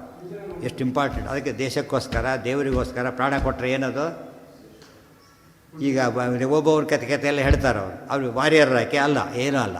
ಆ ಕಾಲಕ್ಕೆ ಬುದ್ಧಿ ಉಪಯೋಗ ಮಾಡಿಲ್ಲ. ಅದು ಎಷ್ಟು ಉಪಯೋಗ ಆಯ್ತು ಅದರಿಂದ? ರಾಜ್ಯ ರಕ್ಷಣೆ ಆಗಲಿಲ್ಲ, ಏನೋ ಅಲ್ಲ ಅಂತ ಹೇಳಿದ್ರೆ ಯಾರು ಏನೋ ಅಂತಿದ್ದಿಲ್ಲ. ಆಕಿನ ಯಾರು ಬಂದು ಕೇಳ್ತಿದ್ದಿಲ್ಲ. ಏನಂತ? ನೀನು ಯಾಕೆ ಕೇಳಲಿಲ್ಲ ಅಂತ ಕೇಳೋದಿಲ್ಲ, ಯಾಕೆ ಬಿಡಿಸೋಕೆ ಕೇಳೋದಿಲ್ಲ, ಕೇಳಬೇಕಾಗಿಲ್ಲ. ಯಾತಕ್ಕೆ? ದೇಶ ರಕ್ಷಣೆ ಎಂಬುದು ಏನದು? ಎಲ್ಲರ ಕೆಲಸ ಮಾಡಬೇಕಾದ್ರೆ. ಆ ಎಕ್ಸಾಂಪಲ್ ಕೊಟ್ಟಿದ್ದು. ಆ ಥರ ನಮ್ಮ ಕೆಲಸ ಯಾರು ಹೇಳಿದ್ರು ಬಿದ್ದೋನ್ನಿ ಅಂತ ನಮ್ಮ ಕೆಲಸ ಪೊಲೀಸರು ಬರಲಿ ಅಂತ ಕೂಡಬಾರ್ದು. ಎಷ್ಟೋ ಸರ್ತೆ ಆ್ಯಕ್ಸಿಡೆಂಟ್ ಆಗಿರುತ್ತಲ್ಲ, ಅವ್ರು ಸಾಯೋದು ಆ್ಯಕ್ಸಿಡೆಂಟಿಂದ ಅಲ್ಲ, ಆ ಟೈಮಲ್ಲಿ ಇದ್ರ ಟ್ರೀಟ್ಮೆಂಟ್ ಇಲ್ಲದೆ ಸಾಯ್ತಾರೆ ಪಾಪ. ಆ ಟೈಮಿಗೆ ಇಂಪಾರ್ಟೆಂಟ್ ಕೊಟ್ಬಿಟ್ರೆ ಆಗುತ್ತೆ. ಇವರು ವಿಡಿಯೋ ತೆಗೆದಾಗ ಕೂತಿರುತ್ತೆ ಕೆಲವರೆಲ್ಲ, ಎಷ್ಟು ಮೂರ್ಖರಿರ್ತಾರೆ. ಆ ಕಾಲಕ್ಕೆ ಬೆಸ್ಟ್ ಏನು ಮಾಡಬೇಕು ಅದನ್ನು ಮಾಡಬೇಕು. ಅದಕ್ಕೆ ಅವ್ರು ಯಾರು ಕೂಡ ಕೇಳಲ್ಲ, ನ್ಯಾಯ ಯಾರ್ಯಾರು ಕೇಳಲ್ಲ. ನೀನು ಯಾಕೆ ಕೈ ಹಾಕ್ತೀನಿ ಅಂತ ಕೇಳಲ್ಲ, ಅಪ್ರಿಷಿಯೇಟ್ ಮಾಡ್ತಾರೆ ಹೊರತು ಅದನ್ನು ಬೈಯಲ್ಲಿ ಯಾರು ಕೂಡ. ಹೊಡೆದ್ರೆ ಅವಾಗ ಕೇಳ್ತಾರೆ, ನೀನು ಯಾಕೆ ಹೊಡೆದೆ ಅಂತ ಕೇಳ್ತಾರೆ. ರಕ್ಷಣೆಗೆ ಯಾರು ಅಬ್ಜೆಕ್ಷನ್ನೂ ಇಲ್ಲ, ಎಲ್ಲರೂ ಮಾಡ್ಬೋದು ರಕ್ಷಣೆನ. ಭುಜೌರೋ ಹೃದಯ ತತ್ ಸಾಮಾನ್ಯತಃ ಧರ್ಮ ಏವ, ಎಷ್ಟು ಇಂಪಾರ್ಟೆಂಟ್ ಗೊತ್ತಾ. ಆದರೆ ಬ್ರಾಹ್ಮಣ ನೋಡಿ ಚೆನ್ನಾಗಿ ಅರ್ಥ ಮಾಡ್ಕೋಬೇಕು. ದೊಡ್ಡವರು ಬಂದಿದ್ದಾರೆ, ಬ್ರಾಹ್ಮಣ ಏನಾಗಬೇಕೀಗ, ಶೂದ್ರನಾಗಬೇಕು ಅಂತ ಹೇಳ್ತಾರೆ. ಶೂದ್ರನಾಗಬೇಕು ಬ್ರಾಹ್ಮಣ, ಯಾಕೆ ಅವ್ರ ಸೇವೆ ಮಾಡಬೇಕು ಅಂತ ಅರ್ಥ ಆಯ್ತಾ. ಈಗ ಶೂದ್ರ ಕೆಲಸ ಮಾಡಬೇಕಾಗ ದೇವ್ರ ಪೂಜೆ ಮಾಡ್ತಿದ್ದ, ಬಿಟ್ಟ ಪೆಟ್ಟಿಗೆ ಬೇಗ ಮುಗಿಸ್ಬಿಟ್ಟು ಸೇವೆ ಬಂದುಬಿಡ್ಬೇಕು. ನಾರದ್ರು ಹಾಗೆ ಮಾಡಿ ಶೂದ್ರನಾಗಿದ್ದಾಗ ಅದಕ್ಕೆ ಎಲ್ಲಿ ಬಂದರು, ಎಲ್ಲಿ ಪ್ರಮೋಟ್ ಆದರು, ಬ್ರಹ್ಮದೇವ್ರ ಮಗನಾಗಿ ಹುಟ್ಟುಬಿಟ್ಟು. ಇದು ಅರ್ಥ ನಾವೇ ಆ ಕೆಲಸನ ಮಾಡಬಾರ್ದು. ಇಷ್ಟು ಓದ್ಕೊಂಡ್ಬಿಟ್ಟು ನಾವು ಬರೀ ಜಪ ಉಪದೇಶ ಮಾಡಬೇಕು, ಬರೋದಿಲ್ಲ ಅದು ಇಲ್ಲ, ಇದು ಬರೋದೇ ಇಲ್ಲ, ಎಲ್ಲ ಹೋಗಿ ಏನು ಊಟ ಮಾತ್ರ ಮಾಡೋದು ಅಷ್ಟೇ. ಹಾಗಾಗಬಾರ್ದು. ಎಷ್ಟು ಸಾಧ್ಯ ಆಗುತ್ತೋ ಅಷ್ಟು ನಾವು ಕೂಡ ಏನು ಮಾಡಬೇಕು, ಶೂದ್ರರಾಗಲೇಬೇಕು. ಯಾರೋ ಅಂಗಡಿ ಕಳಿಸಿದ್ರು, ಆಗ ವೈಶ್ಯರಾಗಬೇಕು. ಈಗ ತರಬೇಕಾದ್ರೆ ಪ್ರಾವಿಡೆಂಟ್ ಸ್ಟೋರ್ ವೈಶ್ಯನಾಗಬೇಕು. ಯಾರೋ ಹೊಡೆದಾಡ್ದು ಗಲಾಟೆ ಬಿಡಿಸ್ಬೇಕು, ಕ್ಷತ್ರಿಯನಾಗಬೇಕಾಗ. ಬ್ರಾಹ್ಮಣನಿಗೆ ಭಾರಿ ಜವಾಬ್ದಾರಿ ಜಾಸ್ತಿ ಆಯ್ತು. ಈಗ 4 ಕೆಲಸ ಮಾಡಬೇಕಾಯ್ತು. ಈಗ ಬ್ರಾಹ್ಮಣ ಜಪೋಪದೇಶ ಮಾಡಬೇಕು, ರಕ್ಷಣೆ ಕೊಡಬೇಕು, ವ್ಯವಸಾಯ ಮಾಡಬಹುದು, ಗೊತ್ತಾಯ್ತು. ಪ್ರಸಂಗ ಬಂದರೆ ಆಪದ್ಧರ್ಮ ಅದು ಮಾಡಲೇಬೇಕು. ಕೊನೆಯದು ಸೇವೆಯೂ ಮಾಡಬೇಕು. ಅದಕ್ಕೆ ದೊಡ್ಡವ್ರ ಮುಂದೆ ನಾವು ಸೇವಕರಂತೆ ಇರಬೇಕು. ಮಹತ್ ಸೇವಾಂ ದ್ವಾರಮಾಹುರು ವಿಮುಕ್ತೇ, ದೊಡ್ಡವರು ಸೇವೆ ಮಾಡಬೇಕು. ಇದು ತುಂಬ ಜನ ಮರ್ತು ಬಿಡ್ತಾರೆ. ಇಲ್ಲಿ ನಾವು ನೋಡ್ತೀರಿ, ಎಷ್ಟೋ ಜನ ವಯಸ್ಸಾಗಿರುತ್ತೆ ಪಾಪ, ಬ್ರಾಹ್ಮಣರು ಹೋಗ್ತಿರ್ತಾರೆ. ಪಂಡಿತ ನೋಡ್ಲಿಕ್ಕೆ ಹೋಗಬೇಡಿ. ಆಗ ನಾವು ದೊಡ್ಡ ಪಂಡಿತರಾಗಿರ್ಬೋದು, ಪಾಪ ಕಷ್ಟಪಡ್ತಾರೆ. ಸ್ವಲ್ಪ ಕೈ ಕೊಟ್ಟರೆ ಒಳಗಿರೋ ದೇವ್ರು ಮೆಚ್ತಾನೆ, ಅವನು ಮೆಚ್ಚಬೇಕಾಗಿಲ್ಲ. ಯಾರು ಮೆಚ್ತಾರೆ? ದೇವ್ರು ಮೆಚ್ತಾರೆ. ನಾನು ಭಾಳ ದೊಡ್ಡ ಎಲ್ಲೋಡಿ ಈ ಕಡೆ ಇರ್ಕೊಂಡು ಜೋಡು ಹೊರಟ್ಬಿಡ್ತಾರೆ. ಎಷ್ಟು ಪಾಪ ಗೊತ್ತಾ ಅದು, ಭಾರಿ ಪಾಪ. ಗೀತಾ ಮಾತ್ರ ಕತೆ ಬರ್ತದೋ ಅಂತ ಭಾಳ ಚೆನ್ನಾಗಿ 11ನೇ ಅಧ್ಯಾಯದಲ್ಲಿ ಹೇಳಬೇಕಾದ್ರೆ ಒಬ್ಬ ರಾಕ್ಷಸನಾಗಿ ಹುಟ್ಟಿರ್ತಾನೆ. ಯಾತಕ್ಕೆ ರಾಕ್ಷಸನಾದ ಅಂದರೆ ಅವನೊಬ್ಬ ಇವನು ವೈಶ್ಯ, ವ್ಯವಸಾಯ ಮಾಡಿದ್ದ, ಎಲ್ಲ ಕಡೆ ತುಂಬ ಬೆಳೆ ಬೆಳೆದಿತ್ತು, ಕತ್ತರಿಸ್ತಾ ಕೂತಿದ್ದ. ಆಗ ರಣಹದ್ದು ಬಂದು ಒಬ್ಬನ್ನ ಅಟ್ಯಾಕ್ ಮಾಡಿದ್ರು. ಇವ್ನು ನೋಡ್ತಾ ಇದ್ದ, ಬಿಡಿಸ್ಲಿಕ್ಕೆ ಹೋಗಲಿಲ್ಲ. ಅದ್ರ ಫಲ ರಾಕ್ಷಸನಾಗಿ ಹುಟ್ಟಿದ ಅಂತ ಹೇಳಿದ. ಒಳ್ಳೆಯವನು ಏನಿದೆ ಆ ಕರ್ತವ್ಯ ಮಾಡಲಿಲ್ಲ. ಒಬ್ಬ ಸ್ವಲ್ಪ ಬಿಡಿಸಿದ್ರೆ ಪಾಪ ಪ್ರಾಣ ಉಳಿತೈತ್ತು. ಈ ಪ್ರಾಣ ಉಳಿಸೋದು ಭಾಳ ದೊಡ್ಡ ಮಾನವೀಯ ಧರ್ಮ ಅದು. ಅದನ್ನೆಲ್ಲ ಹಸಿವೆ ಆಗಿದೆ, ಬಾಯಾರಿಕೆ ಆಗಿದೆ, ಏನೂ ಕೇಳಕ್ಕೆ ಹೋಗಬೇಡಿ. ಏನು ಮಾಡಬೇಕು, ಅದನ್ನು ನಮ್ಮ ಕೈಯಿಂದ ಆದಷ್ಟು ಸಹಾಯ ಮಾಡಲೇಬೇಕು. ಅದು ಇದ್ದರೆ ನಿಮ್ಮೊಬ್ಬರಿಗೆ ಇದು ಅರ್ಧ ಕೊಡೋವನಿಗೆ ಅಂತ ಹೇಳ್ತಾರೆ. 3 ಜನ ಬಂದರೆ ಇನ್ನೂ ಸ್ವಲ್ಪ ಜಾಸ್ತಿ ಕೊಡು. ಅದನ್ನು ಶೇರ್ ಮಾಡ್ಕೋಬೇಕು ಅಂತ ಹೇಳಿದೆ. ಬರೀ ಅವರು ಮೆಸೇಜ್ ಶೇರ್ ಮಾಡ್ತಾರೆ, ವಾಟ್ಸಪ್ ಶೇರ್ ಮಾಡ್ತಾರೆ ಹೊರತು ಇದು ಶೇರ್ ಮಾಡೋದೇ ಇಲ್ಲ. ತಕ್ಷಣ ಶೇರ್ ಇದ್ದಿದ್ದನ್ನೇ ಕೊಡು, ಇದ್ದಿದ್ದಷ್ಟೇ ಕೊಡು. ರಂತಿದೇವನ ಕಥೆ ಇದೆ, ಬರ್ತದಲ್ಲ ಕೊನೆಗೆ ಮುಂಗುಸಿ ಕಥೆ ಬಂದಾಗ ಗಂಡ ಹೆಂಡತಿ ಮಗ ಸೊಸೆ 4 ಜನ ಎಂಥ ತ್ಯಾಗ ಮಾಡಿ ಆ ಕ್ಷಣಕ್ಕೆ ಅವರು ಒಳ್ಕೊಂಡು ಕೊಡೋದು ಕೂತ್ಕೊಂಡು. ಆ ಕ್ಷಣಕ್ಕೆ ಅದು ಆ ಎಜುಕೇಷನ್ ನಮ್ಮಲ್ಲಿ ಬಂದಿಲ್ಲ, ಗೊತ್ತಾಯ್ತಾ. ನಮ್ಮಲ್ಲಿ ಒಂಥರ ಮಠಕ್ಕೆ ಹೋಗ್ತಾರೆ, ಮುಂದೆ ಯಾರು ತಳ್ಕೊಂಡು ಹೋಗ್ತಾರೆ. ಎಷ್ಟೋ ಜನ ಮಠಕ್ಕೆ ತೀರ್ಥ ತೊಗೊಳಕ್ಕೆ ಹೋಗಿ ಮುದ್ರೆ ಬಿದ್ದು ಆಸ್ಪತ್ರೆ ಸೇರಿದವ್ರು ಇದ್ದಾರೆ, ಕೈಕಾಲು ಮುಟ್ಕೊಂಡು ತಳ್ಳಿ ಹೋಗ್ತಾರೆ. ಕಾಮನ್ ಸೆನ್ಸ್ ಬೇಡ ಇವರಿಗೆ. ತಳ್ಕೊಂಡು ಹೀಗಂದರೆ ಶಕ್ತಿ ತೋರಿಸ್ತಾರೆ, ಹೋಗ್ಬಿಟ್ರೆ ಕ್ಷತ್ರಿಯರಾಗಿ ಕುತ್ಕೊಂಡ್ಬಿಡ್ತಾರೆ. ಹಾಗಾಗಬಾರ್ದು. ಅದೇ ಅವ್ರು ಯಾರು ಬಿದ್ದರೆ ಮುಂದೆ ಹೋಗಿ ಅಂತ ಕಳಿಸಿದ್ರು. ಈ ಡಿಸಿಪ್ಲಿನ್ ಭಾಳ ಇದೆ. ಹೇಳಿದ್ದೆ ಇದರಲ್ಲಿ ಜಪಾನ್ ಭೂಕಂಪ ಆಗ್ತಲ್ಲ ಫ್ರೀಕ್ವೆಂಟಾಗಿ, ಅವರಿಗೆ ಕೆಲಸ ಭಾಳ ಹೆಲ್ಪ್ಲೆಸ್ ಆಗಿಬಿಡ್ತಾರೆ. ಆ ಬೇಲಿಂದ ಇದು ಹಾಕ್ತಾರೆ, ಫುಡ್ ಪ್ಯಾಕೆಟ್ಸ್ ಹಾಕ್ತಾರಂತೆ. ಒಂದು ಆಶ್ಚರ್ಯ, ಕ್ಯೂನಲ್ಲಿ ತೊಗೋತಾರೆ ಅಂತ ಹೋಗಿ ಅವರು. ಇದು ನೋಡಿಬಿಟ್ರೆ ಅವ್ರಿಗೆ ಡಿಸಿಪ್ಲಿನ್ ನೋಡಿ ಯೋಚನೆ ಮಾಡಿ. ಎಲ್ರಿಗೂ ಹಸಿವಾದವರೇ, ನುಗ್ಗೋದಿಲ್ಲ ಅವರು. ನಮ್ಮಲ್ಲಿ ಏನು ಇಲ್ಲದ ಸುಮ್ಮನೆ ನುಗ್ಗಿದ್ದು ಏನು ಇರೋದಿಲ್ಲ ಅದರೊಳಗೆ. ಮುಂದೆ ತೊಗೊಂಡು ಬಂದೆ ಭಾರಿ ನಿಂತ್ಕೊಂಡ್ಬಿಡ್ತಾರೆ. ನೋಡಿ ಹೋಗಿ ಬಂದುಬಿಟ್ಟಾರೆ, ಇಷ್ಟು ಜನ ಬಿಡಿಸಿ ಬಂದೆ ಅಂತೇಳಿ. ತೀರ್ಥ ಯುದ್ಧ ಅವೆಲ್ಲ ಯುದ್ಧ ಅಂತಲೇ ಕರೀತಾರೆ ಪಾಪ. ಆ ಡಿಸಿಪ್ಲಿನ್ ಇಲ್ಲ. ಅದೇ ಉಳಿದವ್ರು ಒಂದು ಕಲ್ತ್ಕೋಬೇಕಿಲ್ಲ. ಎಷ್ಟು ಚೆನ್ನಾಗಿ ಆಡ್ಕೋತಾರೆ. ಕ್ಯೂದಾಗ ಒಂದು ನಿಮಿಷ ಇನ್ನೂ ಫಾಸ್ಟಾಗಿ ಮುಗಿಯುತ್ತೆ ಆ್ಯಕ್ಚುಲಿ, ಮತ್ತು ಚೆನ್ನಾಗಿ ಮುಗಿಯುತ್ತೆ. ಎಷ್ಟು ಜನ ಸ್ವಾಗಲಿ ಅವ್ರು ಸ್ನಾನಕ್ಕೆ ಹೋಗ್ಬೇಕಾಗುತ್ತೆ, ಎಷ್ಟೊಂದಲ್ಲ ಪಾಪ. ಅದಕ್ಕೆ ಅವ್ರಿಗೆ ಏನೋ ಕಷ್ಟಪಟ್ಟಿರ್ತಾರೆ. ಇಷ್ಟಾದರೂ ಈಗ ಹಾಕ್ಕೊಂಡು ಮೇಲೆ ಹೋಗಿ ಅವ್ರ ಮೇಲೆ ಸ್ಟಾಕ್ ಹೋಗಿಬಿಡ್ತಾರೆ ಕಡೆಗೆ. ಅವೆಲ್ಲ ಡಿಸಿಪ್ಲಿನ್ ಹೇಳೋದವ್ರು ಮೊದಲೆಲ್ಲ ಕಲಿಸ್ಬೇಕಾದ್ರೆ ಕಲಿಸೋದು ಮೊದಲೆಲ್ಲ ಕೊನೆಗೂ ಕಲಿಸೋದಿಲ್ಲ. ಆದ್ದರಿಂದ ಅದೇ ಉಳ್ಕೊಂಡ್ಬಿಡುತ್ತೆ. ಇವೆಲ್ಲ ನೋಡೋದಕ್ಕೆ ಬ್ರಾಹ್ಮಣ ಭಾರಿ ಜವಾಬ್ದಾರಿ ಇರಬೇಕು ಬ್ರಾಹ್ಮಣರು. ಅದಕ್ಕೊಂದು ಮಾತು ಹೇಳ್ತಾರೆ, ವರ್ಣಾನಾಂ ಬ್ರಾಹ್ಮಣೋ ಗುರು. ಎಲ್ಲ ವರ್ಣದವರಿಗೂ ಬ್ರಾಹ್ಮಣ ಏನಾಗೂ ಗುರುಸ್ಥಾನದಲ್ಲಿದ್ದಾನೆ ಅಂತ ಹೇಳ್ತಾರೆ. ಹೇಳೋಕ್ಕೂ, ರಕ್ಷಣೆ ಕೊಡಲಿಕ್ಕೆ, ವ್ಯವಸಾಯಕ್ಕೆ, ಇದಕ್ಕೆ ಎಲ್ಲದಕ್ಕೂ ಕೂಡ ಅವನು ಗೈಡೆನ್ಸ್ ಕೊಡಬೇಕು. ಅದು ಬಹಳ ಮುಖ್ಯವಾದ ಕೆಲಸ. ಉದಾಹರಣೆ ಬ್ರಾಹ್ಮಣ ವ್ಯವಸಾಯ ಮಾಡೋದಿಲ್ಲ, ಗೊತ್ತಾಯ್ತಾ. ಮಳೆ ಬರುತ್ತೆ ಇಲ್ಲ ಅಲ್ಲ, ಇದನ್ನು ಹೇಳಬೇಕು ಅವನು. ನಿಮ್ಗೆ ಆಶ್ಚರ್ಯ ಆಗುತ್ತೆ. ಮುಹೂರ್ತ ಇಟ್ಕೊಡ್ಬೇಕು ಫಸ್ಟು. ಇವ್ರ ಕೆಲಸ ಅದು ಮುಹೂರ್ತ ಇಟ್ಕೊಡೋದು. ಯಾವ ಮುಹೂರ್ತ ಇಟ್ಟು ಹಾಕಿದರೆ ಯಾವ ಬೇರೆ ಇದೆ, ಅವಾಗ ಫಸ್ಟ್ ಕ್ಲಾಸೇ ಬೆಳೆ ಬರುತ್ತೆ. ಈಗ ತೋರಿಸೋದಿಲ್ಲೇ ಇಲ್ಲ, ಆಡ್ತಾ ಡೇಟ್ ತೊಳ್ಕೊಂಡು ಹಾಕಿಬಿಡ್ತಾರೆ ಅಷ್ಟೇ. ಬಡಬಾರ್ದು.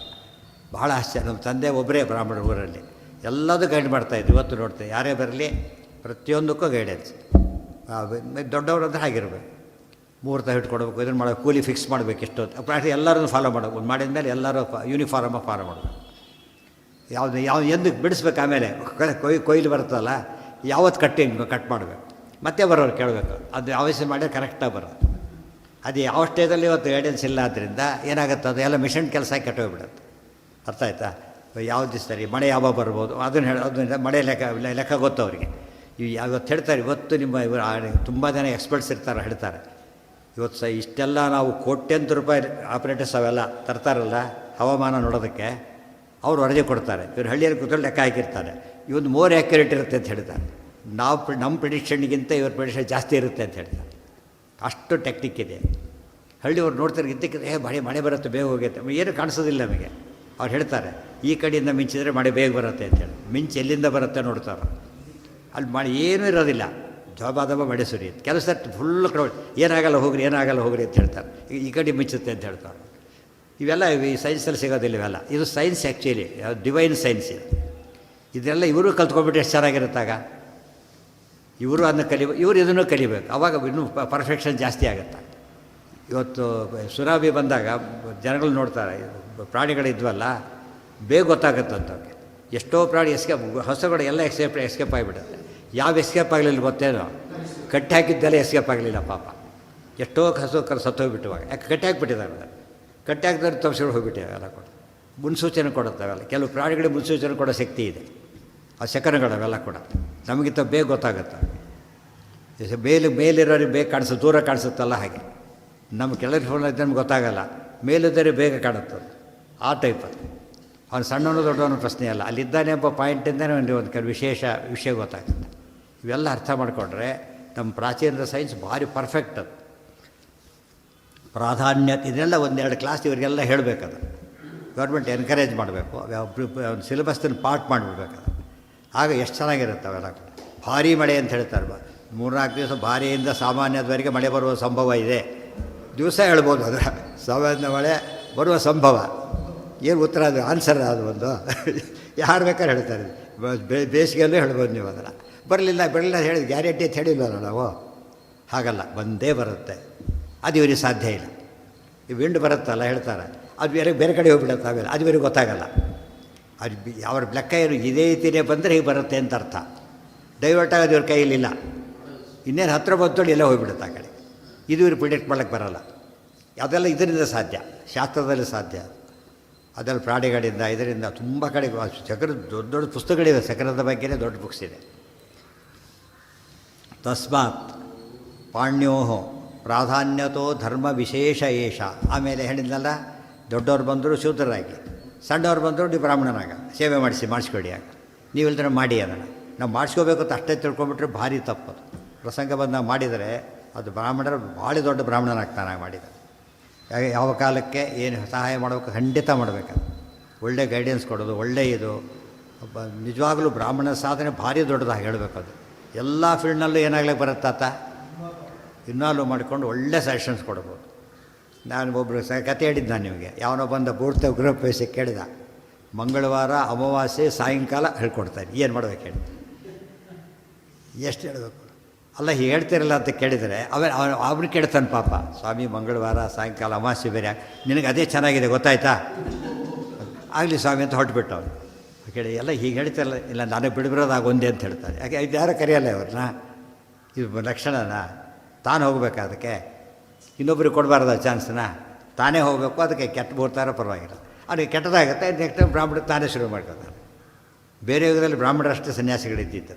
ಇವನು ಮಿಸ್ಗೈಡ್ ಮಾಡಿ ಶುರು ಮಾಡಿದ್ರೆ ಅವ್ರೇ ಮಾಡಿ ನಾವೇ ಮಾಡ್ಕೋತೀವಿ, ಈ ಕೆಲಸ ನಾವೇ ಮಾಡ್ಕೋತೀವಿ, ಏನು ಮಾಡೋದು ಅಂತಾರೆ.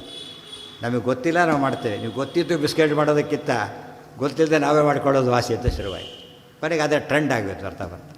ಬ್ರಾಹ್ಮಣ ಪ್ರಾಮಾಣಿಕ ಆಗಿದ್ದಷ್ಟು ಭಾರಿ ಸಾಧನೆ ಮಾಡ್ಬೋದು. ಅದಕ್ಕೆ ಬ್ರಾಹ್ಮಣ ಧರ್ಮ ಯಾತಕ್ಕೆ ಶ್ರೇಷ್ಠ ಅಂತಾರಂದರೆ ಇಷ್ಟೆಲ್ಲ ಆಪರ್ಚುನಿಟಿ ಇದೆ ಆತನಿಗೆ, ಬೇರೆಯವ್ರಿಗೆ ಅದಿಲ್ಲ. ಇದನ್ನು ನೋಡಿದ್ರೆ ಈಗ ಯೋಚನೆ ಮಾಡಬೇಕೀಗ. ನಾವು ಯಾರ್ದೋ ಕಾಲು ಅಂತ ಕರೆಯಲಿಲ್ಲ, ಯಾರ್ದೋ ಕಾಲಿಂದ ಬ್ರಾಹ್ಮಣ ಹುಟ್ಟಿದ, ಬ್ರಾಹ್ಮಣನ ಕಾಲಿಂದ ಶೂದ್ರ ಹುಟ್ಟಿದ ಅಂತ ಹೇಳಲಿಲ್ಲ. ಯಾರ ಕಾಲಿಂದ ಹುಟ್ಟಿದ್ದು? ದೇವರ ಕಾಲಿಂದನೇ ಹುಟ್ಟಿದ್ದು. ಆಯಿತಾ? ಕಡಿಮೆ ಆಗಿ ಹೆಚ್ಚಾಗತ್ತೀಗ. ನಿಮ್ಮದೇ ಅಂಗದಲ್ಲಿ ಹುಟ್ಟಿದಾಗ ಕಡಿಮೆ ಹೆಚ್ಚು ಕಡಿಮೆ ಆಗಾಗತ್ತೆ. ಈಗ ಚಾನ್ಸೇ ಇಲ್ಲ. ನಿಮ್ಮ ಕೈಲಿ ಮುಟ್ಕೊಂಡು ಮೇಲಿಗೆ ಆಗತ್ತಾ? ಚಾನ್ಸ್ ಇಲ್ಲ. ಅದ್ಮೇಲೆ 4 ವರ್ಣದಲ್ಲಿ ಏನು ಬಂತೀಗ? ಸಾಮರಸ್ಯ ಬಂತು. ಅವ್ರೇನು ಮಾಡಿ ಈ ಥರ ಹೇಳಿದ್ರೆ ನಮ್ಮ ಕಾಲು ಅಂತ ಶುರು ಮಾಡಿದ್ದು ಇಷ್ಟು ಬಂತು ಅವರಿಗೆ. ನೀವು ತಲೆ ಮೇಲೆ ಕೊಡ್ತೀವಿ ಅಂತ ಹೇಳಿದರು. ಹಾಗೆಲ್ಲ ಮಾಡಬಾರ್ದು. ಅವಮಾನ ಮಾಡೋ ರೀತಿಯಲ್ಲಿ ಮಾಡಿದರೆ ಯಾವ ಕೆಲಸನೂ ಆಗೋದಿಲ್ಲ. ವಿಷಯ ಹೇಳಬೇಕು. ದೇವರ ಕಾಲಿಂದ ಅಂದರೆ ಏನು ಬಂತೀಗ? ಪಾದೋದಕ ದೇವರ ಕಾಲಿಂದ ಬಂದೇ ನಾವು ತೊಗೊಳ್ಳೋದು ಅಲ್ವೇನು? ಪಾದೋದಕ ಅಂತಲೇ ಹೆಸರು. ದೇವರ ಕಾಲಿಂದ ಬಂದರೆ ಅದು ಗಂಗಾ ನದಿ ಆಗ್ತದೆ. ನಮ್ಮ ಕಾಲಿಂದ ಹುಟ್ಟಿದ್ದೇನು ಅಂತ ಹೇಳೋಕ್ಕೋರೆ ಸಿಟ್ಟು ಬರುತ್ತೆ. ಅಲ್ಲಿ ಹಾಗಿಲ್ಲ, ಅದು ಸ್ಪಷ್ಟವಾಗಿ ವಿಷ್ಣೋಹೋ ಅಂತ ಆಚಾರ ಉಪಯೋಗಿಸಿದ್ರು ಮೊದಲೇ. ಪುರುಷ ಸೂಕ್ತ ಹೇಳ್ತಿರೋದೇ ಹಾಗೆ. ಆದ್ದರಿಂದ ದೇವರ ಕಾಲಿಂದ ಹುಟ್ಟಿ ಬಂದ ಎಲ್ಲರೂ ದೇವ್ರ ಮಕ್ಕಳು ಅಂತ ಆಯ್ತಲ್ಲ. ಈಗ ಒಂದೇ ವ್ಯಕ್ತಿಯಿಂದ ಹುಟ್ಟಿ ಬಂದು ಎಲ್ಲರೂ ದೇವ್ರ ಮಕ್ಕಳು ಅಂತ ಆಯಿತು. ಅದು ಯಾವ ಭಾವ ಇರಬೇಕು ಅವರಲ್ಲಿ? ಈಗ ಸಹೋದರರಿದ್ದಾಗಿರ್ಬೇಕು. ಸಂಬಂಧ ದೃಷ್ಟಿಯಿಂದ, ಹೊರಗಿನ ದೃಷ್ಟಿಯಿಂದ ಸಹೋದರರಿದ್ದಾಗಿರ್ಬೇಕು ಅಷ್ಟೇ. ಇವತ್ತು ಹಾಗಲ್ಲ, ಶತ್ರುಗಳು ಕಂಡಾಗ ಕಾಣ್ತಾರೆ. ಆದ್ದರಿಂದ ಬಡ್ದಾಟ ಶುರುವಾಯಿತು. ಯಾವುದ ಅದೇ ಹೇಳಿದ್ದು, ತಪ್ಪಾಗಿ ಹೇಳಿ ಆಗಿರೋದು. ಬ್ರಾಹ್ಮಣರು ಅವಮಾನ ಮಾಡೋಕ್ಕೆ ಏನು ಮಾಡಿಬಿಟ್ರು ಅವರು? ನಮ್ಮ ಕಾಲಿಂದ ಹೊಡ್ತವ್ರು ಗೊತ್ತಾದ ಹೇಳಿದ್ದಕ್ಕೆ ಒಂದು ಕೈ ನೋಡ್ಕೋತೀವಿ ಅಂತ ಹೋದ್ರೆ ಅಷ್ಟೇ. ಹಾಗೆಲ್ಲ ಮಾಡುವ ವಸ್ತು ಸರಿಯಾಗಿ ಬ್ರಾಹ್ಮಣ್ಯ ಹೇಳಿದರೆ ಯಾರೂ ಬ್ರಾಹ್ಮಣರು ಇದು ಮಾಡೋಕ್ಕೆ ಹೋಗೋದಿಲ್ಲ. ಅದು ಜಾಸ್ತಿ ಬ್ರಾಹ್ಮಣ ತುಂಬ ಜವಾಬ್ದಾರಿ ಜಾಸ್ತಿ ಆಗಿಬಿಡುತ್ತೆ. ಬ್ರಾಹ್ಮಣ ಜವಾಬ್ದಾರಿ ಇವತ್ತು ಹೆಡ್ ಹೇಗೋ ಹಾಗೆ. ಹೆಡ್ ಏನೇ ಆದರೂ ಆತನ್ನೇ ಕೇಳೋದು. ನಾವು ಪ್ರಿನ್ಸಿಪಾಲ್ ಆಗಿದ್ದಾಗ ಫೋನ್ ಕಳೆದೋಗಿದೆ, ಎಲ್ಲಿ ಪ್ರಿನ್ಸಿಪಾಲ್ಗೆ ಹೊಡೆದು ಯಾರೋ ಒಂದು ಪೋಸ್ಟರ್ ಹಚ್ಚಿದ್ದಾರೆ, ನಮ್ಮ ಜವಾಬ್ದಾರಿ. ಮತ್ತು ಕಾಲೇ ಗೋಡೆ ಹೊರಿಸ್ತಾರೆ, ನೀವೇನು ಮಾಡ್ತಿದ್ರಿ? ತೆಗೆಸ್ಬೇಕು ಫಸ್ಟ್ ಅವದನ್ನು. ಇವರು ಎಲೆಕ್ಷನ್ ಬಂದಾಗಲಂತೂ ಬೇರೆ ಪಾರ್ಟಿಯವರು ಏನು ಸರ್ ಅವರಿಗೆ ಏನು ನಾವು ಕೊಟ್ಟಿರೋದ್ರಲ್ಲಿ ಯಾರೋ ಒಂದು ಹಚ್ಚೋಗಿರ್ತಾರೆ. ಬಟ್ ನಾವು ಹೊರಬೇಕು. ನಾವು ಅದಕ್ಕೆ ಏನೇ ಪ್ರಸಂಗ ಬಂದರೂ ಆಗದಂತೆ ನೋಡ್ಕೋಬೇಕು. ನಾವು ಜವಾಬ್ದಾರಿ ಭಾರಿ ಜಾಸ್ತಿ ಆಗಿರುತ್ತೆ. ತುಂಬ ಜನ ಹೋಗೋದಿಲ್ಲ, ಬಿಟ್ಟು ಬೇಡ ಇಷ್ಟಪಡೋದು ಬಿಟ್ಟುಬಿಡ್ತಾರೆ, ತಲೆ ಹೋಗಬೇಕು ಕೆಲಸಗಳು ಅಂತೆ. ಇದೆಲ್ಲ ಯಾತಕ್ಕೆ ಹೇಳ್ತಿದ್ದಾರೆ ಅಂದರೆ, ನಮ್ಮ ಬ್ರಾಹ್ಮಣನಿಗೆ ತುಂಬ ಗೌರವ, ತುಂಬ ಜವಾಬ್ದಾರಿ ಬರ್ಲಿಕ್ಕೆ ಅದೊಂದು ಕಾರಣ. ಅವ್ರ ಗೈಡೆನ್ಸ್ ಇಲ್ಲದೆ ವೈಶ್ಯ ಏನೂ ಮಾಡೋಂಗಿಲ್ಲ, ಶೂದ್ರ ಏನೂ ಮಾಡೋಂಗಿಲ್ಲ. ಕ್ಷತ್ರಿಯರಿಗೆ ಅವ್ರು ಯುದ್ಧ ಮಾಡಬೇಕು, ಅವ್ರು ಕೇಳ್ಕೊಂಡು ಹೋಗಬೇಕು. ಇವ್ರು ಆ್ಯಕ್ಚುಲಿ ತುಂಬ ಹಿಂದೆ ಬಿಟ್ಟುಬಿಡಿ. ಕೃಷ್ಣದೇವರಾಜ ಕೂಡ ವ್ಯಾಸರಾಜರ ಗೈಡೆನ್ಸಲ್ಲಿ ಮಾಡಿದ್ದಕ್ಕೆ ಎಷ್ಟು ಯುದ್ಧಗಳಿಗೆ ಅಂತ ಗೊತ್ತಾತ. ಇಡೀ ದಕ್ಷಿಣ ಭಾರತ ಪೂರ್ತಿ ಆತಂದಾಗ್ತದೆ. ದಕ್ಷಿಣ ಭಾರತ ಪೂರ್ತಿ ನೀವು ಹಂಪಿ ನೋಡಿ ಹೋಗಿಬಿಡು, ಕುಂಭಕೋಣ ಆ ಕಡೆ ನೋಡಿ, ಸೇಮ್ ಇದು ಕಾಣುತ್ತೆ ನಿಮಗೆ. ಶಿಲ್ಪ ಒಂದೇ ರೀತಿ. ಕಾರಣ ಅದಕ್ಕೆ ಆ ಕಾಲಕ್ಕೆ ಡೆವಲಪ್ ಆಗಿದೆ ಹೆಚ್ಚು ಕೂಡ. ಅದು ಮೊದಲು ಕೆಲವಿದ್ವು ಇಲ್ಲ ಅಂತಲ್ಲ, ಬಟ್ ತುಂಬ ಬಂದಿದ್ದು ಆತನ ಕಾಲಕ್ಕೆ. ವಿಜಯನಗರದ ಆಲ್ಟ್ ಅಂತಲೇ ಐಡೆಂಟಿಫೈ ಮಾಡೋಕ್ಕೆ ಬರುತ್ತೆ. ಅಷ್ಟರ ಮಟ್ಟಿಗೆ ಬೆಳೆದು ಹೋಗಿದ್ದೆ. ವ್ಯಾಸರಾಜರ ಗೈಡೆನ್ಸನ್ನು ಉಪಯೋಗ ಆಗಿದ್ದು ಹಾಗೆ. ಅದು ಸರಿಯಾಗಿ ಉಪಯೋಗಿಸಿಬಿಟ್ಟಿದ್ದು ವ್ಯಾಸರಾಜರು. ಬ್ರಾಹ್ಮಣ್ಯದ ಕಂಪ್ಲೀಟ್ ಕಾನ್ಸೆಪ್ಟನ್ನು ಉಪಯೋಗಿಸಿ ಶೂದ್ರರಿಗೆ ಬೇಕಾ ಪ್ರಾಣದೇವರನ್ನು ಪೂಜೆ ಮಾಡೋಕ್ಕೆ ಅವಕಾಶ ಮಾಡಿಕೊಟ್ರು. ಗೊತ್ತಾಯ್ತು. ಅದರಿಂದ ಇಷ್ಟರ ಎಲ್ಲೆಲ್ಲೋ ಹೋಗಿಬಿಡ್ತಾಯಿದ್ರು. ಪ್ರಾಣದೇವ್ರ ಪೂಜೆ ಮಾಡಿಬಿಟ್ಟು ವ್ಯವಸ್ಥೆ ಮಾಡಿದ್ರು. ಅವ್ರದ್ದು ಚಿಕ್ಕಾಬಟ್ಟಿ ಕೆಲಸ ಮಾಡಿದ್ರು. ವ್ಯಾಸರಾಜರ ಕೆಲಸ ಭಾರಿ ಜಾಸ್ತಿ. ಅದನ್ನು ಪರ್ಫೆಕ್ಷನ್ನೇ ತಂದರು ಅವರು. ಅದಕ್ಕೆ ರಾಯರು, ವ್ಯಾಸರಾಜರು, ವಾಜರು ಇವರೆಲ್ಲ ಒಂದು ಗುಂಪಿನಲ್ಲಿ ಯಾತಕ್ಕೆ ನಮಗೆ ಭಾಳ ಮುಖ್ಯ ಆಗ್ತಾರೆ ಅಂದರೆ, ಆ ಕಾಲ ನೆಸಿಟಿ ಇತ್ತಲ್ಲ, ನೆಸಿಟಿಯಲ್ಲಿ ಪರ್ಫೆಕ್ಟಾಗಿ ಅವರು ಫಿಲಪ್ ಮಾಡಿದ್ರು. ಇವತ್ತು ಒಳ್ಳೆ ನೆಸಿಟಿ ಇದೆ. ಇವತ್ತಿನ ಕಾಲಕ್ಕೆ ವರ್ಕ್ ಮಾಡೋಕ್ಕೆ ಅವರ ಅನುಕೂಲಗಳು ಏನೂ ಇರಲಿಲ್ಲ. ನೆನ್ಪಿಟ್ಕೊಳ್ಳಿ, ಓಡಾಡೋಕ್ಕೆ ಅನುಕೂಲ ಏನೇನೂ ಇಲ್ಲದ ಕಾಲ. ಆ ಕಾಲಕ್ಕೆ ಅಂತ ಕೆಲಸ ಮಾಡಿದ್ರು. ಒಂದು ಸಂವತ್ಸರದ 732 ಪ್ರಾಣದೇವರು ಮಾಡ್ತಾರೆ ಅಂದರೆ ವರ್ಷದಲ್ಲಿ ಒಂದು ಮಾಡೋದು ಕಷ್ಟ. ಎಷ್ಟು ಪ್ಲ್ಯಾನ್ ಮಾಡಿರಬೇಕು ವ್ಯಾಸರಾಜ, ಎಷ್ಟು ವ್ಯವಸ್ಥೆ ಮಾಡಿರ್ಬೇಕು. ದಿವಸಕ್ಕೆ ಎಷ್ಟೋ ಕಡೆ ಅಷ್ಟಾಗಬೇಕಾದ್ರೆ ದಿವಸ ಎಷ್ಟೋ ಮಾಡಬೇಕು ಅವರು. ಏಕಾದಶಿ ಅಮಾವಾಸ್ಯೆ ಎಲ್ಲ ಹೋಗಿಬಿಡುತ್ತೆ ಮತ್ತೆ. ಅಷ್ಟು ಪ್ಲ್ಯಾನ್ ಮಾಡ್ಬೇಕಾದ್ರೆ ಎಷ್ಟು ಬುದ್ಧಿವಂತರಾಗಿದ್ದರು, ಎಷ್ಟು ಕಳಕಳಿ ಇತ್ತು ಅವರಿಗೆ. ರೌದ್ರನಾಮ ಸಂವತ್ಸರ ಅಂತ ಹೇಳಿದೆ, 1500 ಕರೆಕ್ಟಾಗಿ 1501 ಆ ಒಂದು ವರ್ಷದಲ್ಲಿ 732 ಪ್ರಾಣದೇವರು ಮಾಡಬೇಕಾದ್ರೆ ಎಷ್ಟು ವ್ಯವಸ್ಥೆ ಬೇಕು, ಎಷ್ಟು ಇದು ಬೇಕು ಅವ್ರಿಗೆ, ಎಷ್ಟು ರಾಜರ ಇದಿತ್ತು ಅವರಿಗೆ. ಆದರೆ ಅದು ಪ್ಲ್ಯಾನ್ ಎಲ್ಲ ಇವ್ರದ್ದೇನೆ. ಆಚಾರ್ಯ ಮಧ್ಯೆ ಸ್ವಪ್ನ ಬೇರೆ ಬೀಳಬೇಕು, ಹನುಮಂತ ದೇವರು ಬರಬೇಕು, ಇಲ್ಲಿ ಪ್ರತಿಷ್ಠಾಪನೆ ಮಾಡುವಂಥ ಅವೆಲ್ಲ ಬೇರೆ. ಅವ್ರು ಎಕ್ಸ್ಟ್ರಾ ಅವ್ರು ಹೇಳಿ ಸೂಪರ್ ವ್ಯಕ್ತಿತ್ವ ಅವರು. ವ್ಯಾಸರಾಜರು ಭಾರಿ ಗ್ರೇಟ್. ಅವ್ರು ಸರಿಯಾಗಿ ಆಗಿಲ್ಲ, ಜನಕ್ಕೆ ಹೈಲೈಟ್ ಆಗಿಲ್ಲ ವ್ಯಾಸರಾಯರ ಮಹಿಮೆ. ಆ ಹೈಲೈಟ್ ಆದರೆ ಎಷ್ಟು ಕೆಲಸ ಮಾಡಿದ್ದಾರೆ, ಭಾಳ ಆಶ್ಚರ್ಯ ಆಗಿದೆ. ಹಾಂ, ಅದು ಒಂದೇ ಅಲ್ಲ, ಎಷ್ಟು ಕಡೆ ಆಗಿದೆ ಲೆಕ್ಕನೇ. ಯಾವ ಊರಿಗೆ ಹೋದ್ರೂ ಕತೆ, ಒಂದು ಕತೆ ಇಲ್ಲದೆ ಹೇಳೋದೇ ಇಲ್ಲ ಅದನ್ನು. ವ್ಯಾಸರಾಜರು ಬಂದರೆ ಕತೆ ಆಯಿತು ಅಂತಲೇ ಹೇಳ್ತಾರೆ. ತಸ್ಮಾತ್ ಪಾಣ್ಯೋ, ಇದು ನಾವು ಉಪಯೋಗಿಸೋ ಬ್ರಾಹ್ಮಣರಿಗೆ ಅವಕಾಶನ ಉಪಯೋಗಿಸ್ಕೊಂಡ್ರೆ ಬ್ರಾಹ್ಮಣ ಒಳ್ಳೆ ಜ್ಞಾನ ಬರುತ್ತೆ. ಯಾರು ದೂರ ಮಾಡ್ಕೊಳ್ಳೋದಕ್ಕೆ ಹೋಗಬಾರ್ದು. ಶೂದ್ರಕೌ ಕರ್ಮಣಾಂ ಕೌಶಲೇತವು ಪ್ರಾಧಾನ್ಯತೋ ಧರ್ಮ ವಿಶೇಷ ಏಷಃ ಸಾಮಾನ್ಯತಃ ಸರ್ವಯೇವ ಅಖಿಲಾನಾಂ. ಎಲ್ಲವೂ ಕೂಡ ಎಲ್ಲರಿಗೂ ಧರ್ಮವಾಗಿದೆ. ಪ್ರತಿಯೊಬ್ಬರೂ ಕೂಡ ನಾವು ನಡ್ಕೋಬೇಕು. ಅದೇ ರೀತಿ ಕೃತಯುಗ, ತ್ರೇತಾಯುಗ, ದ್ವಾಪರಯುಗ, ಕಲಿಯುಗ, ಇದನ್ನು ಸ್ಮೃತಿಗಳಲ್ಲಿ ಹೇಳ್ತಾರೆ. ನಾವು ಜೋರಾಗಿ ಕೆಲಸ ಮಾಡ್ತಾ ಇದ್ದೇವೆ ತಿಳುವಾಗ ಜ್ಞಾನಕಾರ ಕೃತಯುಗದ್ದಾಗಿಲ್ಲ. ನಿಮ್ಮ ಪಾಲಿ ಕೃತಯುಗ ಅವತ್ತಿನ ದಿವಸ ಗೊತ್ತಾಯ್ತಾ. ಯಜ್ಞಯಾಗ ಮಾಡ್ತಾನೋ ಅದು ತ್ರೇತಾಯುಗದಾಗ ಲೆಕ್ಕ. ಗೊತ್ತಾಯ್ತಾ. ಉಳಿದ ಪೂಜಾದಿಗಳನ್ನು ಮಾಡ್ತಾನೋ ಅದು ದ್ವಾಪರಯುಗದ ಲೆಕ್ಕ. ನಾಮಸ್ಮರಣೆ ಮಾಡ್ತಾನೋ ಕಲಿಯುಗದ ಲೆಕ್ಕ. ಪ್ರತಿ ದಿವಸವೂ ನಮಗೇನು ಬರುತ್ತೆ, 4 ಯುಗ ಬರುತ್ತೆ. ಬೆಳಗಿನ ಜಾವ ಪೂರ್ತಿ ಏನೋದು ಕೃತಯುಗ. ಕೃತಯುಗದಲ್ಲಿ ಏನು ಮಾಡ್ತಾಯಿದ್ರು, ಧ್ಯಾನ ಪೂಜೆ ಎಲ್ಲ ಕೂಡ ಬೆಳಗಿನ ಯುಗ ಕಾಲ ಎಲ್ಲ ಏನದು ಕೃತಯುಗ ಇದ್ದಾಗ ಬರೀ ಜ್ಞಾನ ಕಾರ್ಯಕ್ಕೆ ಮೀಸಲು. ಮಧ್ಯಾಹ್ನದೆಲ್ಲ ಏನೋದಾಗಲೇ ಕ್ಷತ್ರಿಯರ ಕೆಲಸ, ಕ್ಷತ್ರಿಯರ ಕೆಲಸ ನೆಕ್ಸ್ಟ್ ಬರಬೇಕಲ್ಲ, ಅದು ಕೆಲಸಕ್ಕೆ ಹೋಗೋದು, ಇದು ಅಡ್ಮಿನಿಸ್ಟ್ರೇಷನ್ ಎಲ್ಲ ಶುರುವಾಗುತ್ತೆ. ಆಮೇಲೆ ಸಾಯಂಕಾಲದ ಹೊತ್ತಿಗೆ ಏನಾಗುತ್ತೆ, ಅಂಗಡಿಗೆ ಹೋಗೋದು, ವ್ಯಾಪಾರ ಮಾಡ್ಕೊಂಬರೋ ವಯಸ್ಸರಿ ಕೆಲಸ, ರಾತ್ರಿ ಮಲಗೋ ಕೆಲಸ. ಒಂದು ದಿವಸದಲ್ಲಿ 4 ಯುಗ ಬರುತ್ತೆ, ದಿವಸದಲ್ಲಿ 4 ಯುಗ. ನಾವು ಈಗ ಧ್ಯಾನ ಮಾಡ್ತಾ ಕೂತಿದ್ದೇವೆ ಬ್ರಾಹ್ಮಣರು, ಗೊತ್ತಾಯ್ತಾ? ಏನೋ ಬೇರೆ ಕೆಲಸ ಮಾಡ್ತೇವೆ ಆಗ ಕ್ಷತ್ರಿಯರು, ವ್ಯಾಪಾರಕ್ಕೆ ಹೋಗ್ತೇವೆ ವೈಶ್ಯರು, ಇನ್ನೊಬ್ಬರು ಸೇವೆ ಮಾಡ್ತೇವೆ ಶೂದ್ರರು. ಪ್ರತಿಯೊಬ್ಬರಲ್ಲೂ 4 ವರ್ಣ ಇದೆ. ಇಷ್ಟು ಬಿಡಿಸಿ ಎಲ್ಲಿ ಹೇಳಿದ್ದಾರೆ? ಇದೆಲ್ಲ ನಾವು ಭಗವದ್ಗೀತಾ ಭಾಷ್ಯನೂ ಆಯ್ತಿದ್ದು. ಭಗವದ್ಗೀತಾ ಭಾಷ್ಯ, ಪುರುಷ ಸೂಕ್ತ ಭಾಷ್ಯ, ಎಷ್ಟಕ್ಕೆ ಆಚಾರ ಬರೆದಿದ್ದಾರೆ. ಇದು ಓದೋದಿಲ್ಲ ತಾತ್ಪರ್ಯ, ಇಷ್ಟು ಮಿಸ್ ಆಗಿಬಿಡುತ್ತೆ ಓದ್ತಾ ಇದ್ದಾರೆ.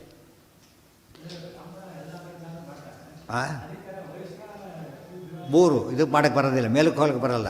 ಮೇಲಿನವ್ರು ಕೆಳಗಿನ ಕೆಲಸ ಮಾಡ್ಬೋದು, ಕೆಲವು ಮೇಲಿನ ಕೆಲಸ ಮಾಡಿ, ಮೇಲಿನವರಿಗೆ ಅದು ಕಾಣುತ್ತೆ, ಕೆಳಗಿನವ್ರಿಗೆ ಮೇಲಿಂದ ಕಾಣಲ್ಲ, ಕೆಳಗಿಂದ ಅಷ್ಟೇ ಕಾಣೋದು. ಬ್ರಾಹ್ಮಣರಿಗೆ ಒಳ್ಳೆ ಅವಕಾಶ ಇದೆ ಸಾಧನೆ ಮಾಡೋದಕ್ಕೆ. ಅದಕ್ಕೆ ತತ್ರಾಪಿ ಬ್ರಾಹ್ಮಣ ತತ್ರ ಹೇಳ್ತಾರೆ, ನರಜನ್ಮ ಬರುವುದೇ ಕಷ್ಟ, ಅದರಲ್ಲಿರ್ತೋ ವಿಪ್ರತ್ವವೇ ಶ್ರೇಷ್ಠ ಅಂಥೇಳಿ.